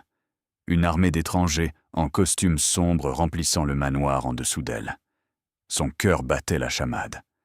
Trop de gens, trop de visages qu'elle ne connaissait pas. Nana est apparue à ses côtés. Ils sont là pour aider, petite. La voix d'Emma était petite. Tous? Nana a posé une main sur son épaule. Tous. Pour toi. 1 heure plus tard, Tank a conduit Emma en bas. Noah était dans ses bras, comme toujours. Elle l'a serré plus fort en entrant dans le salon. 47 hommes se sont tournés pour la regarder. 47 pères Dieu. 47 visages qui avaient en vue la violence, pris des décisions difficiles, vécu des vies qu'elle ne pouvait imaginer. Emma se tenait au centre de la pièce. Elle était minuscule, un grain de poussière parmi des géants, un enfant entouré de tueurs. Mais elle se tenait droite, le menton levé, tenant son frère comme un bouclier et un trésor. Salvatore Colombo s'est avancé. L'homme le plus puissant de New York s'est abaissé sur un genou. Ses vieilles articulations ont protesté, mais il s'en fichait. Il a regardé Emma dans les yeux. « Tu dois être Emma. » Elle a hoché la tête, n'a pas parlé. « J'ai entendu ce que tu as fait. Tu as marché 4 miles à travers une tempête pour protéger ton frère. » Son visage buriné s'est adouci. « Ça te rend plus courageuse que la plupart des hommes que je connais. Et je connais beaucoup d'hommes courageux dans cette pièce. » Emma ne savait pas quoi dire. Aucun adulte ne l'avait jamais félicitée. Pas comme ça. Pas pour être courageuse. Ses yeux se sont remplis de larmes. Elle les a refoulés. Il a tendu l'ours en peluche et le livre. « Ce sont pour toi, de la part de ma fille. Elle a 10 ans, comme toi. » Emma a regardé les cadeaux. Sa main tremblait en prenant le livre. Elle a dit de te dire quelque chose. Emma a levé les yeux. « Reste forte. » La pièce était silencieuse. 47 criminels endurcis, regardant une petite fille de 9 ans accepter un ours en peluche et un livre. Personne n'a parlé. Personne n'en avait besoin. Puis, la voix de Dominique a coupé le calme. Commençons. Les hommes se sont rassemblés autour de la table à manger. Les cartes ont été étalées. Les plans ont été faits. Les missions ont été attribuées. Protéger les enfants, rassembler les preuves, exposer l'opération de Kozlov, traduire Kyle Brennan en justice par le système légal si possible, par d'autres moyens si nécessaire. Emma se tenait dans le coin de la pièce, serrant son livre. Elle a regardé 47 hommes planifier une guerre pour elle. Pour Noah. Pour la première fois de sa vie, pour la première fois depuis la mort de sa mère, Emma Rose Callahan ne se sentait pas seule. Kyle Brennan est entré dans le commissariat avec le détective Ray Hoffman à ses côtés. Il s'était nettoyé, rasé, avait mis une chemise décente, avait pratiqué son expression de père inquiet dans le miroir jusqu'à ce qu'elles paraissent presque convaincantes. « Je dois déposer une plainte », a dit Kyle au sergent de bureau. « Mes enfants ont été kidnappés. » Le sergent a levé les yeux. « Kidnappés » ? Dominique Santoro. Kyle a laissé le nom flotter dans l'air. Le chef de la mafia. Il a pris mes gamins chez moi il y a 2 nuits. J'ai été terrifié. Je ne savais pas quoi faire. Hoffman s'est avancé, montrant son insigne. Je m'en occupe personnellement. Donnez-moi les papiers. Le rapport a été déposé en un temps record. En moins de 3 heures, un mandat était signé. Le juge Harold Morrison, un nom qu'Hoffman connaissait bien. Un juge qui devait des faveurs et ne posait jamais de questions, a autorisé une perquisition du domaine Santoro. À 2 heures cet après-midi-là, 10 voitures de police ont remonté l'allée du manoir, gyrophares allumés, sirènes hurlantes. Des officiers en tenue tactique sortaient des véhicules. Hoffman menait la charge. Il a marché jusqu'à la porte d'entrée avec un sourire suffisant, mandat en main. Il allait apprécier ça. La porte s'est ouverte avant qu'il ne puisse frapper. Vincent Caruso est sorti. Calme. Composé. Costume noir parfaitement repassé. Mallette en cuir en main. « Messieurs », sa voix était lisse comme de la soie. « Je suis Vincent Caruso, conseiller juridique de Monsieur Santoro. En quoi puis-je vous aider ?» Hoffman a brandi le mandat. « Nous avons une ordonnance du tribunal pour fouiller ces lieux. Écartez-vous. » Vinny a pris le document, l'a lu lentement, attentivement. Ses yeux ont parcouru chaque ligne, chaque signature, chaque tampon. Puis il a souri. Ce mandat est signé par le juge Harold Morrison. Malheureusement, le juge Morrison a un conflit d'intérêts dans toute affaire impliquant la famille Santoro. Le sourire d'Hoffman a vacillé. Il fait actuellement l'objet d'une enquête fédérale pour corruption, spécifiquement pour avoir accepté des pots de vin en échange de jugements favorables. Vinny a plié le mandat soigneusement. Ce document est invalide. Toute perquisition menée sous son autorité serait illégale et toute preuve obtenue serait irrecevable. Il a rendu le papier à Hoffman. Je suggère que vous réessayiez avec un juge différent. Le visage d'Hoffman est devenu rouge. Ne joue pas avec moi, Caruso. Je ne joue à rien, détective. Je suis simplement la loi. Hoffman s'est approché. Sa voix est descendue à un grognement. Nous reviendrons avec un vrai mandat. Et quand nous le ferons, Santoro va tomber. Vous allez tous tomber. Vinny n'a pas bronché. J'ai hâte d'y être, détective. Il s'est interrompu, puis a ajouté presque nonchalamment. Et pendant que vous y êtes, vous pourriez vouloir revoir vos propres relevés financiers. J'ai entendu dire que le FBI a posé des questions sur certains dépôts sur vos comptes. Hoffman est devenu livide. Des montants inhabituels, à intervalles réguliers, tracés jusqu'à certaines sources intéressantes. Vinny a souri agréablement. Juste quelque chose à considérer. La police a battu en retraite. Les 10 voitures sont reparties une par une. Hoffman est resté assis dans sa voiture pendant un long moment, fixant le manoir. Puis il est parti en faisant crisser les pneus. À l'intérieur, Dominique a rejoint Vinny dans le couloir. Combien de temps avons-nous ? Ils finiront par trouver un juge propre, quelqu'un qui n'est pas compromis. Peut-être 48 heures, peut-être moins. Nous devons faire plus vite. Vinny a hoché la tête. J'ai déjà contacté la juge Patricia Walsh, 55 ans, incorruptible. Elle a traité les plus grosses affaires de corruption de l'histoire de Chicago, a envoyé des flics, des politiciens, même un sénateur d'État en prison. Écoutera-t-elle ? Si nous avons des preuves, de vraies preuves. Vinny a ouvert sa mallette. Luca a intercepté les appels téléphoniques de Kyle. Nous avons des enregistrements de conversations avec Kozlov, incluant des discussions sur la gestion des enfants. Il a sorti plus de documents. Le rapport médical du docteur Sofia. La fracture du crâne de Noah il y a 18 mois. Les ecchymoses d'Emma. La malnutrition. Les signes d'abus chroniques. Des photographies de tout. Un autre dossier. Les relevés bancaires d'Hoffman. des dépôts correspondant au paiement des sociétés écrans connues de Kozlov. Dominique a étudié les preuves. C'était accablant, écrasant. Mais il manquait encore une pièce. Il a trouvé Emma dans la chambre à l'étage. Elle lisait le livre que Marcelo lui avait donné. Noah dormait à ses côtés. Emma. Elle a levé les yeux. Nous avons des preuves contre Kyle. Beaucoup. Mais pour s'assurer qu'il ne te fasse plus jamais de mal, nous pourrions avoir besoin que tu témoignes. Le visage d'Emma s'est figé. Dire à un juge ce que Kyle a fait, ce que tu as vu, ce que tu as entendu au téléphone? Silence. Peux-tu faire ça? Emma a regardé Noah, son visage paisible, le petit poing qui serrait toujours sa chemise, même dans son sommeil. Combien de gamins y a-t-il dans cette maison? A-t-elle demandé doucement. Dominique a hésité.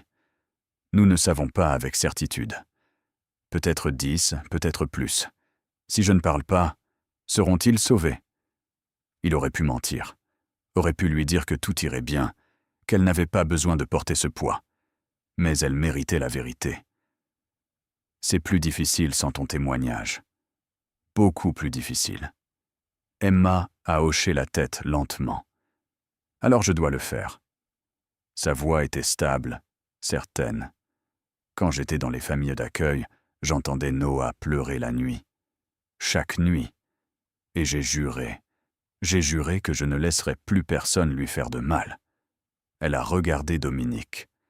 S'il y a d'autres gamins comme lui, des gamins qui ont peur, qui sont blessés et qui attendent que quelqu'un les aide.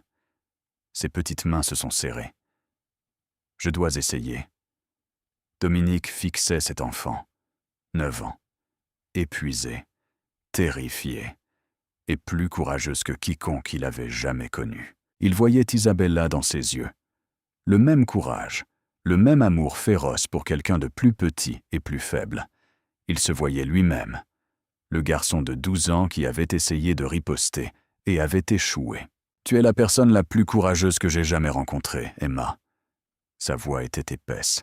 « Et j'ai rencontré beaucoup de gens. » La porte s'est ouverte derrière eux. Nana est entrée, portant quelque chose drapé sur son bras.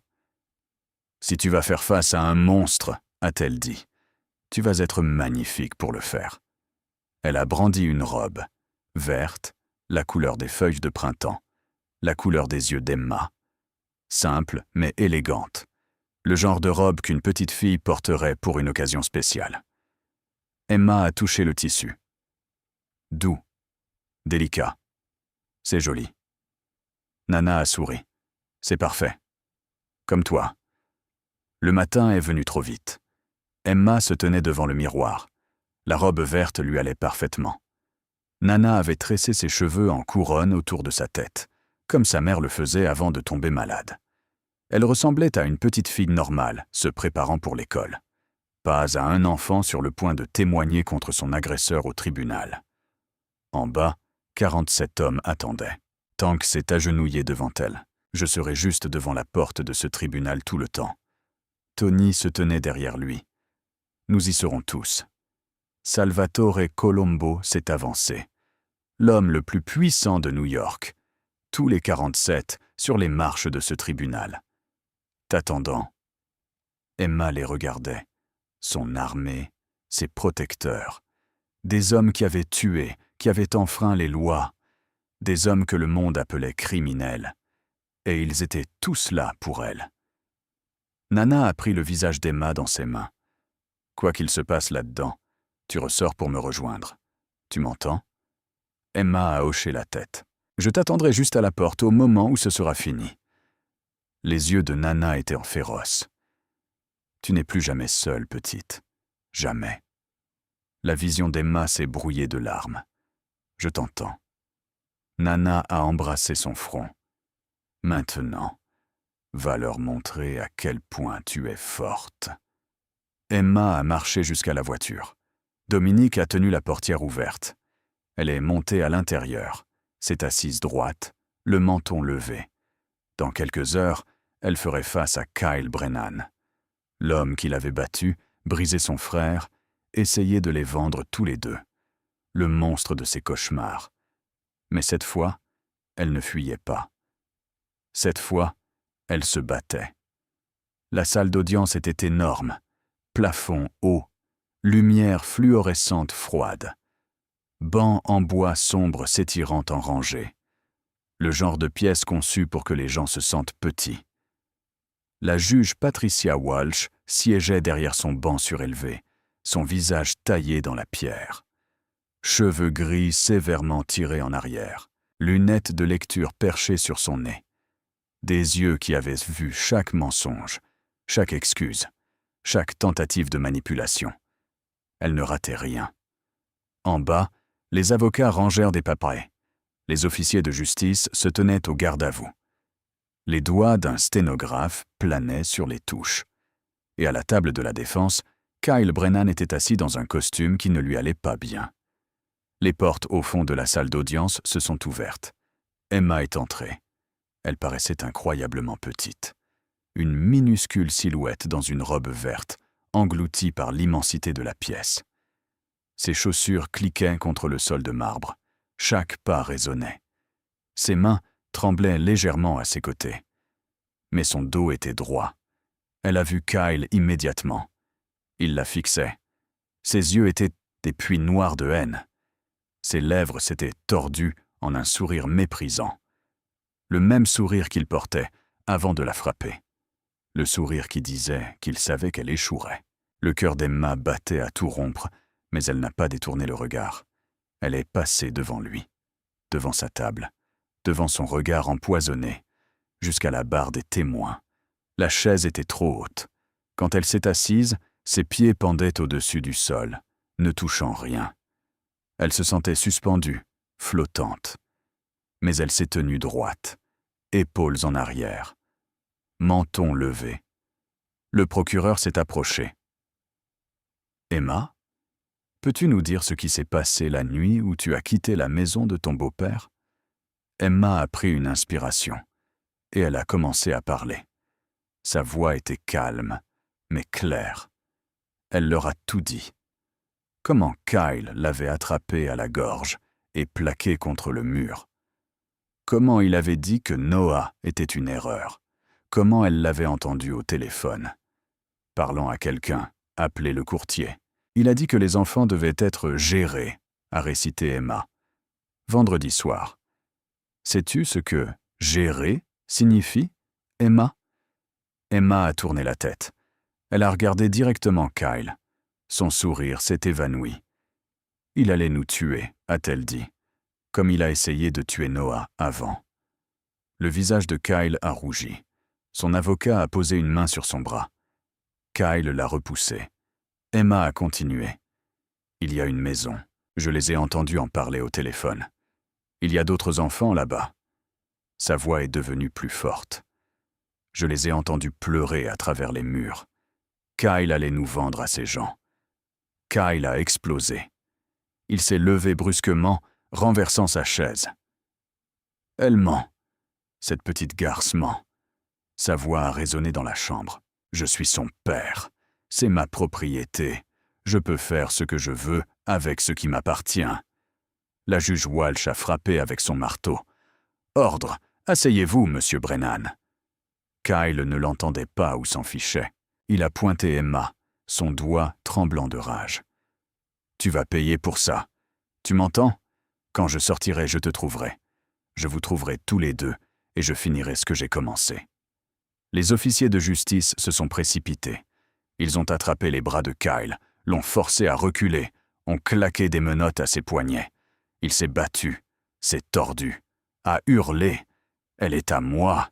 Ils sont tous les deux à moi. Vous ne pouvez pas prendre ce qui m'appartient. Ils l'ont traîné vers la porte latérale. Ses cris résonnaient, même après que la porte se soit refermée derrière lui. Silence. La salle d'audience était figée. Tout le monde fixait la porte où Kyle avait disparu. Puis, lentement, tous les yeux se sont tournés vers la barre des témoins. Emma était assise, immobile. Son visage était pâle, blanc comme du papier. Ses mains agrippaient le bord de la chaise, si fort que ses articulations étaient exsangues. Mais elle n'avait pas pleuré. Elle n'avait pas fui. Elle n'avait pas détourné le regard. La juge Walsh a enlevé ses lunettes. Son expression s'était adoucie juste un peu. « Mademoiselle Callahan ?» Emma a levé les yeux. « Vous avez fait preuve d'un courage remarquable aujourd'hui. La Cour vous remercie pour votre témoignage. » La voix de la juge était douce. « Vous pouvez descendre. » Emma est descendue de la chaise. Ses jambes étaient comme de l'eau. Chaque pas vers l'allée lui demandait tout ce qu'elle avait. Puis, elle l'a vu. Dominique se tenait au fond de la salle d'audience, juste à l'intérieur des portes. Ses yeux gris fixés sur elle. Ses bras étaient ouverts. Emma a couru. Pour la première fois de sa vie, elle a couru vers quelqu'un au lieu de s'enfuir. Ses pieds volaient sur le marbre. Sa robe verte flottait derrière elle. Dominique l'a rattrapée, l'a soulevée, l'a tenue contre sa poitrine. « Tu l'as fait », a-t-il chuchoté.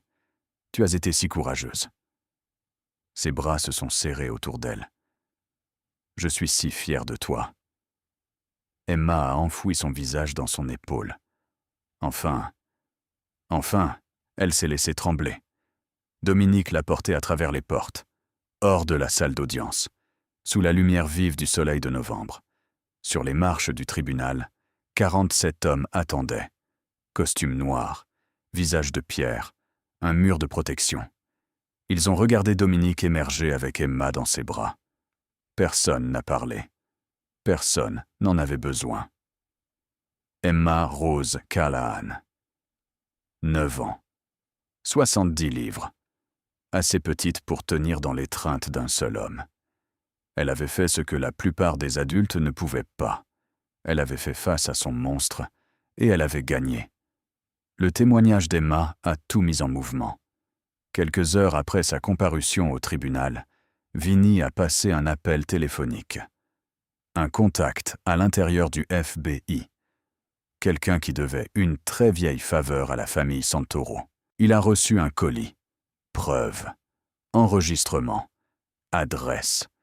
Tout ce que Luca avait rassemblé, emballé dans un joli paquet juridique par Vinnie. À minuit, les mandats d'eau fédéraux étaient en signés. 6 heures du matin le lendemain. Un convoi de SUV noirs a roulé dans les rues calmes de la banlieue de Chicago.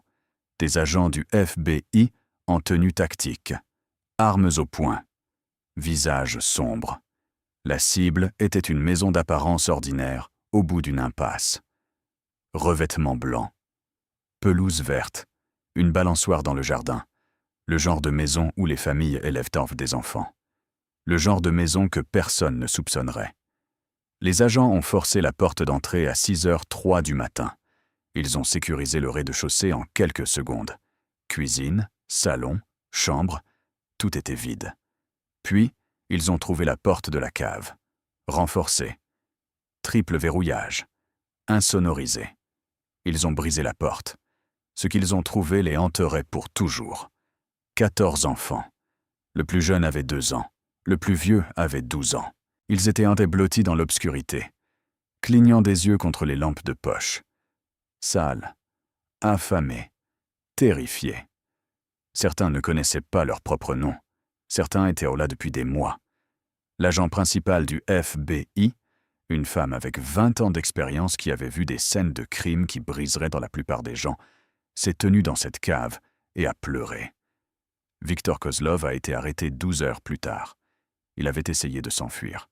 Était presque arrivé à la frontière canadienne avant qu'un patrouilleur d'État ne repère son véhicule. Quand ils ont essayé de l'arrêter, il a ouvert le feu. Mauvaise décision. Une balle dans la jambe. Plus tard, le courtier était menotté. Il passerait le reste de sa vie dans une prison fédérale. Pas de libération conditionnelle. Pas d'accord. Pas d'évasion.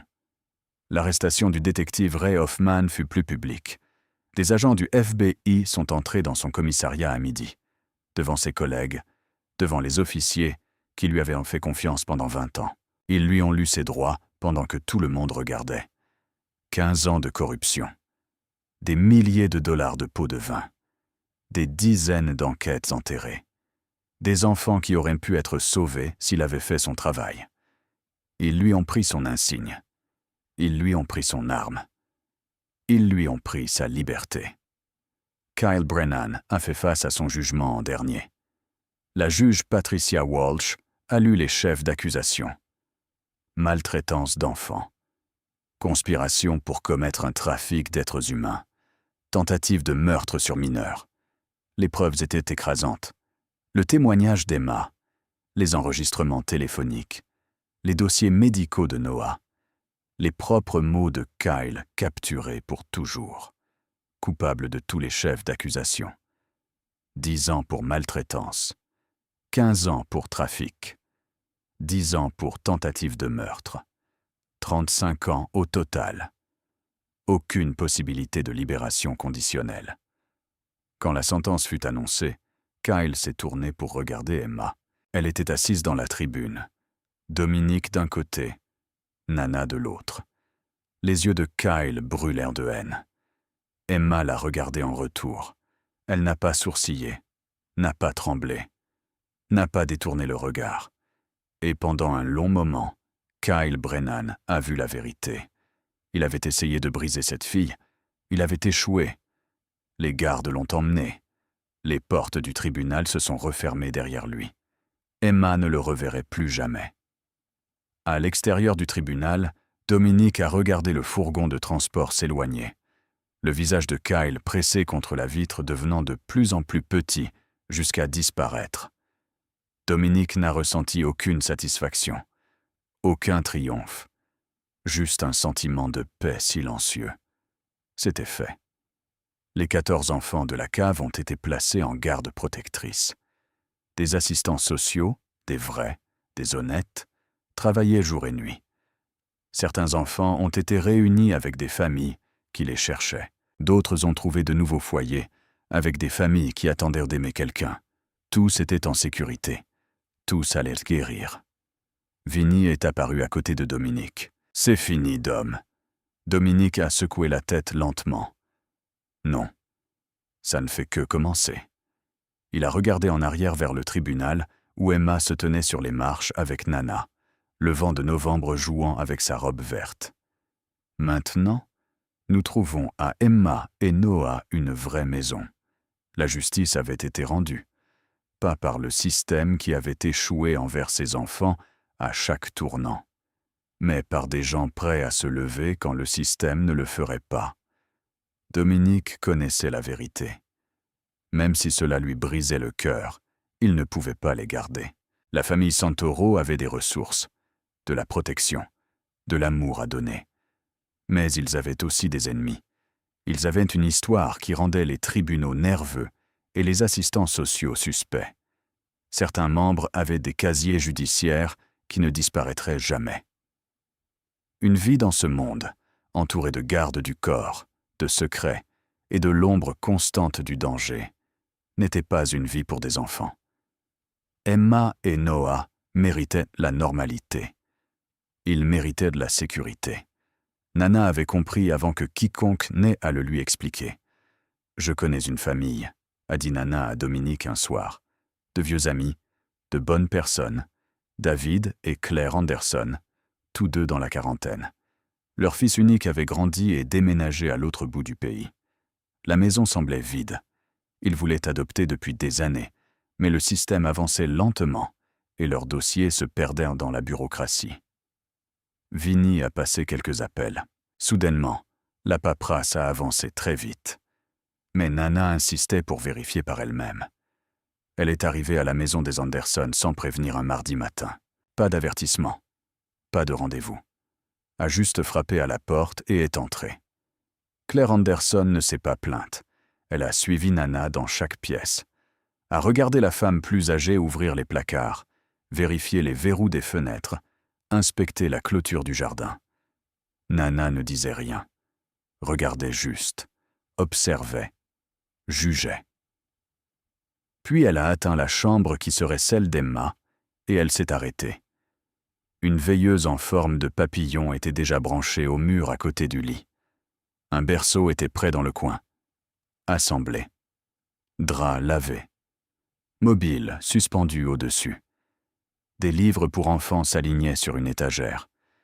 Livres d'images, romans pour enfants, livres sur des filles courageuses et des aventures.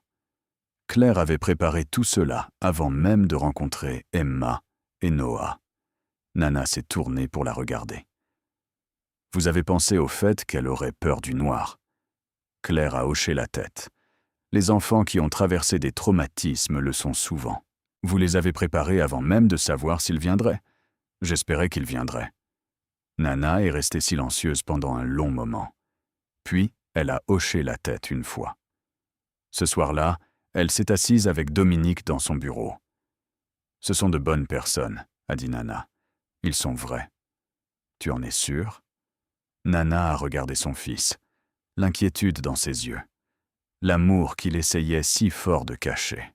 « J'en suis sûre. » 2 jours plus tard, les Anderson sont venus au manoir Santoro. Emma se tenait dans le salon, Noah dans ses bras, comme toujours. Elle a regardé les étrangers entrer. Une femme aux yeux gentils et aux mains douces. Un homme au sourire chaleureux et de la patience dans chaque mouvement. Claire s'est agenouillée, lentement, ne se précipitant pas, ne forçant pas. « Salut, Emma. Je suis Claire. Lui, c'est David. » Emma n'a pas répondu. « Regardez juste. Nous avons entendu dire que tu es très courageuse et que tu prends grand soin de ton frère. » La voix de Claire était douce. « Nous aimerions prendre soin de vous deux, si vous nous laissez faire. » Emma a regardé Claire, puis David. Puis elle s'est tournée pour regarder Dominique. Il se tenait près de la porte. Tank à ses côtés, Nana sur sa chaise.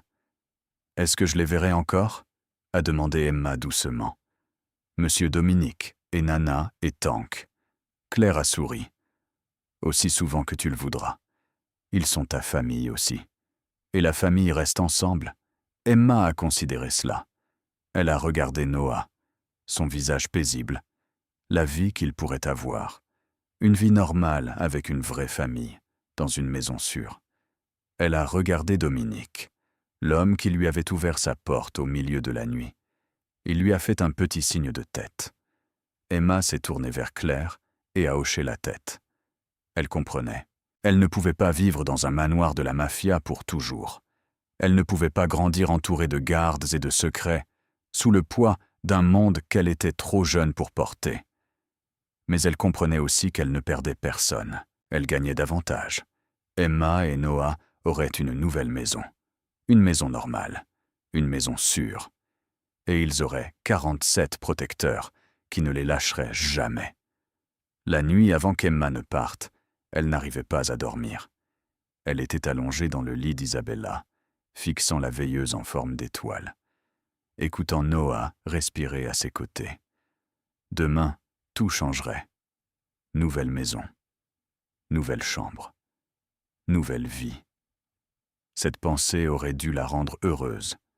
Au lieu de cela, sa poitrine était serrée. Elle s'est glissée hors du lit prudemment, s'assurant de ne pas réveiller Noah. Le couloir était sombre, calme. Le manoir semblait différent la nuit, plus grand, plus vide, plein d'ombre. Elle a marché vers les escaliers et s'est arrêtée. Quelqu'un était déjà là. Dominique était assis sur la dernière marche, seul dans l'obscurité. Son dos était contre la rampe. Dans ses mains, il tenait quelque chose de petit, une photographie. Il ne l'a pas entendu approcher. Emma s'est avancée sur ses pieds nus et s'est assise à côté de lui. Il a levé les yeux, surpris. Puis son visage s'est adouci. « Tu n'arrives pas à dormir ?» Emma a secoué la tête. « Toi non plus ?» Le fantôme d'un sourire a traversé ses lèvres. « Non, pas ce soir. » Ils sont restés en silence un moment. Le genre de silence qui paraissait confortable, familier. Emma a regardé la photographie dans ses mains. Même dans la pénombre, elle pouvait voir que c'était une petite fille. Cheveux sombres, sourire éclatant. Qui est-ce ? Dominique est resté silencieux pendant un long moment. Ma sœur, Isabella. Il a tracé le bord de la photo avec son pouce. Elle avait 6 ans quand je l'ai perdue. Emma n'a pas dit qu'elle était désolée. Elle comprenait que certaines pertes étaient trop profondes pour un désolé. C'est pour ça que tu m'as aidé? A-t-elle dit doucement. À cause d'elle? Dominique a hoché la tête lentement. En partie, il s'est tourné pour regarder Emma. Mais surtout parce que tu as frappé. Ses yeux gris soutenaient les siens. Tu as été assez courageuse pour demander de l'aide, pour marcher à travers une tempête et frapper à la porte d'un étranger. Sa voix s'est faite épaisse. Isabella n'a jamais eu cette chance. Emma a baissé les yeux vers ses mains. J'avais peur, a-t-elle admis. J'ai failli ne pas frapper. Je suis resté dehors pendant 10 minutes à regarder la porte. Mais tu as frappé. La voix de Dominique était ferme. C'est ça qui compte. Pas la peur. L'action. Silence encore. Puis Emma a posé la question qui pressait son cœur toute la journée. Est-ce que tu m'oublieras quand je serai parti? Dominique l'a regardée. Cette petite fille, féroce, qui avait traversé l'enfer et en était ressortie, qui avait porté son frère à travers une tempête, qui avait affronté son agresseur dans une salle d'audience pleine d'étrangers. Jamais. Sa voix ne laissait aucune place au doute. Tu es de la famille maintenant, Emma. Et la famille ne s'oublie pas. Il a mis la main dans sa poche et a sorti quelque chose. Une chaîne en argent. Délicate. Vieille. Un petit pendentif en forme d'ange y était suspendu, captant le peu de lumière qu'il y avait. C'était celui d'Isabella, a dit Dominique doucement. Je l'ai gardé pendant 25 ans. Il l'a tendu à Emma. Je pense qu'elle voudrait que tu l'aies. Les yeux d'Emma se sont remplis de larmes. Elle a pris le collier avec précaution, avec respect, comme s'il était fait de verre. J'en prendrai soin, a-t-elle chuchoté. Je le promets. Dominique a hoché la tête. Il la croyait. Des pas derrière eux. Nana est apparue en haut des escaliers, une couverture drapée sur son bras. « Si vous deux n'allez pas dormir, a-t-elle dit, au moins, restez au chaud. » Elle a enveloppé la couverture autour des épaules d'Emma. Puis, elle s'est assise de l'autre côté d'Emma, tirant la fille contre elle. 3 personnes sur un escalier dans le noir. Ils ne parlaient pas. Ils n'en avaient pas besoin. Le bras de Nana était chaud autour des épaules d'Emma. La présence de Dominique était solide à ses côtés. L'ange d'argent était pressé contre sa paume. C'était la dernière nuit d'Emma dans le manoir Santoro. Mais elle savait, avec une certitude absolue, qu'elle reviendrait. Elle était chez elle ici maintenant, l'un de ses foyers. Et peu importe où la vie l'amènerait, une partie de son cœur vivrait toujours ici, dans cette maison pleine d'hommes dangereux et d'amour féroce, avec la grand-mère qui l'avait tenue quand elle pleurait, avec l'homme qui avait ouvert sa porte au milieu de la nuit et avait tout changé. Famille. Le mot n'avait jamais signifié grand-chose pour Emma avant maintenant. Il signifiait tout. 1 an plus tard, le manoir Santoro était rempli de lumière et de rire pour la première fois depuis des décennies. Des ballons pendaient au lustre. Des serpentins drapaient les colonnes de marbre. Une bannière s'étirait à travers le hall principal, peinte à la main dans des couleurs vives. Joyeux 10e anniversaire, Emma. Et dans la cuisine, Tony De Luca apportait les touches finales à un gâteau à 3 étages qu'il avait passé 2 jours à préparer. 47 hommes avaient voyagé de toute l'Amérique pour être ici aujourd'hui. New York, Boston, Miami, Détroit. Ils arrivaient dans leur voiture noire, portant leurs costumes noirs. Mais aujourd'hui, il y avait quelque chose de différent chez eux. Aujourd'hui, ils souriaient. Emma se tenait au centre du salon. Elle ne ressemblait en rien à la fille brisée qui avait frappé à cette porte, une nuit d'orage, 12 mois plus tôt. Ses joues étaient pleines. Ses yeux étaient brillants. La robe verte qu'elle portait s'accordait avec le collier autour de son cou. Le pendentif ange d'Isabella, qu'elle n'enlevait jamais. Elle était en bonne santé. Heureuse. première de sa classe à l'école. Elle vivait avec les Anderson maintenant. David et Claire étaient devenus les parents qu'elle méritait. Mais chaque samedi, sans faute, elle revenait ici, dans cette maison, dans cette famille. Noah trottinait à ses côtés, 2 ans et demi, marchant, parlant, riant. Son mot préféré était « Tan ». Tank avait ce mot tatoué sur son avant-bras maintenant, juste en dessous de l'insigne des Navy Seals. Il disait que c'était l'encre la plus importante qu'il ait jamais reçue. Le deuxième mot préféré de Noah était « Nona ». La première fois qu'il l'avait dit, Nona Elena Santoro, qui n'avait pas pleuré depuis 25 ans, a sangloté pendant 1 heure. Dominique s'est avancé. La pièce est devenue silencieuse. Il portait quelque chose dans ses mains, enveloppé dans du papier brun. « Emma ?» Elle a levé les yeux vers lui. « J'ai quelque chose pour toi. » Il a déballé le paquet. Une veste en cuir. Petite, magnifique, cousue main. Au dos, brodée en fil d'argent. Protégée par la famille Santoro. « Tu es la première personne hors de la lignée de sang à porter ceci, » a dit Dominique. « Et probablement la dernière. » Il la lui a tendue. « Parce que tu es spéciale. » Emma a pris la veste, l'a enfilée. Elle était trop grande. Les manches pendaient au-delà de ses mains. L'ourlet atteignait ses cuisses. Mais elle grandirait dedans. Elle a regardé le cuir, les mots sur son dos. Puis, elle a levé les yeux vers Dominique. « Merci », a-t-elle dit doucement, « pour avoir ouvert la porte cette nuit-là. » Sa voix s'est faite plus forte. « Pour m'avoir cru quand personne d'autre ne le faisait. » Dominique s'est agenouillé devant elle, d'égal à égal. « Tu t'es sauvée toi-même, Emma. Tu as été assez courageuse pour frapper, courageuse pour dire la vérité. Courageuse pour affronter ton monstre dans cette salle d'audience. » Il a posé une main sur son épaule. « Nous nous sommes juste assurés que quelqu'un soit là quand tu le ferais. » Il a soutenu son regard. « Écoute-moi, c'est important. » La pièce était silencieuse. « Tu n'es plus jamais seul. Pas demain. Pas l'année prochaine. Pas quand tu auras 20, 30 ou 50 ans. » Sa voix était féroce. 47 personnes traverseront n'importe quelle tempête pour toi et Noah. N'importe quand. N'importe où. Sans poser de questions. Il a serré son épaule. Ça n'expire pas. C'est pour toujours. Avant qu'Emma ne puisse répondre, de petits pieds ont martelé le sol de marbre. D'homme. D'homme. Noah a percuté les jambes de Dominique, entourant ses petites mains autour d'elle. Dominique a ri.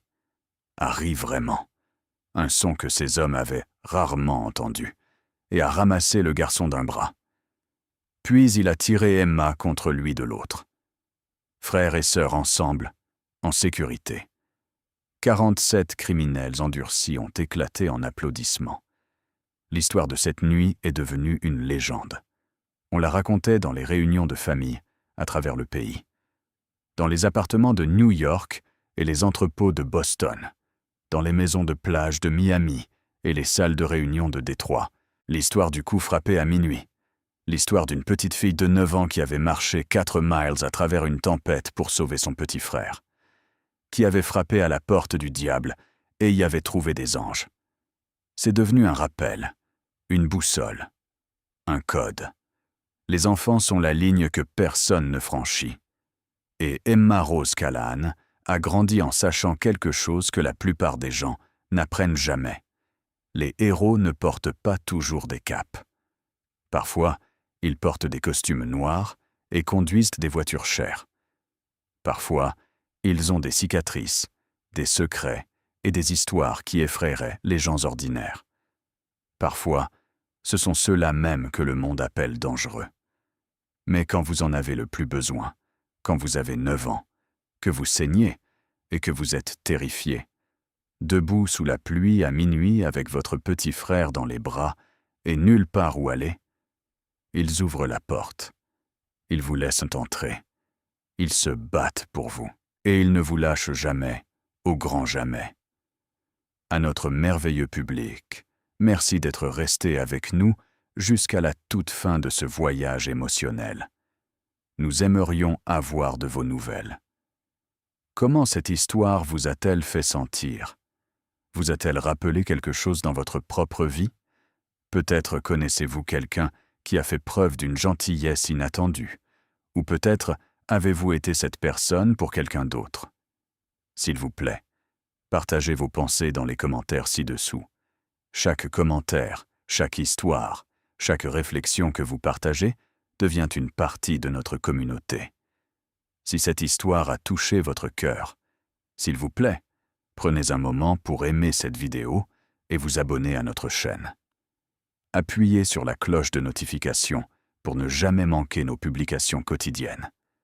Partagez cette histoire avec quelqu'un qui a besoin de l'entendre aujourd'hui. On ne sait jamais quelle vie pourrait être changée par un simple acte de partage.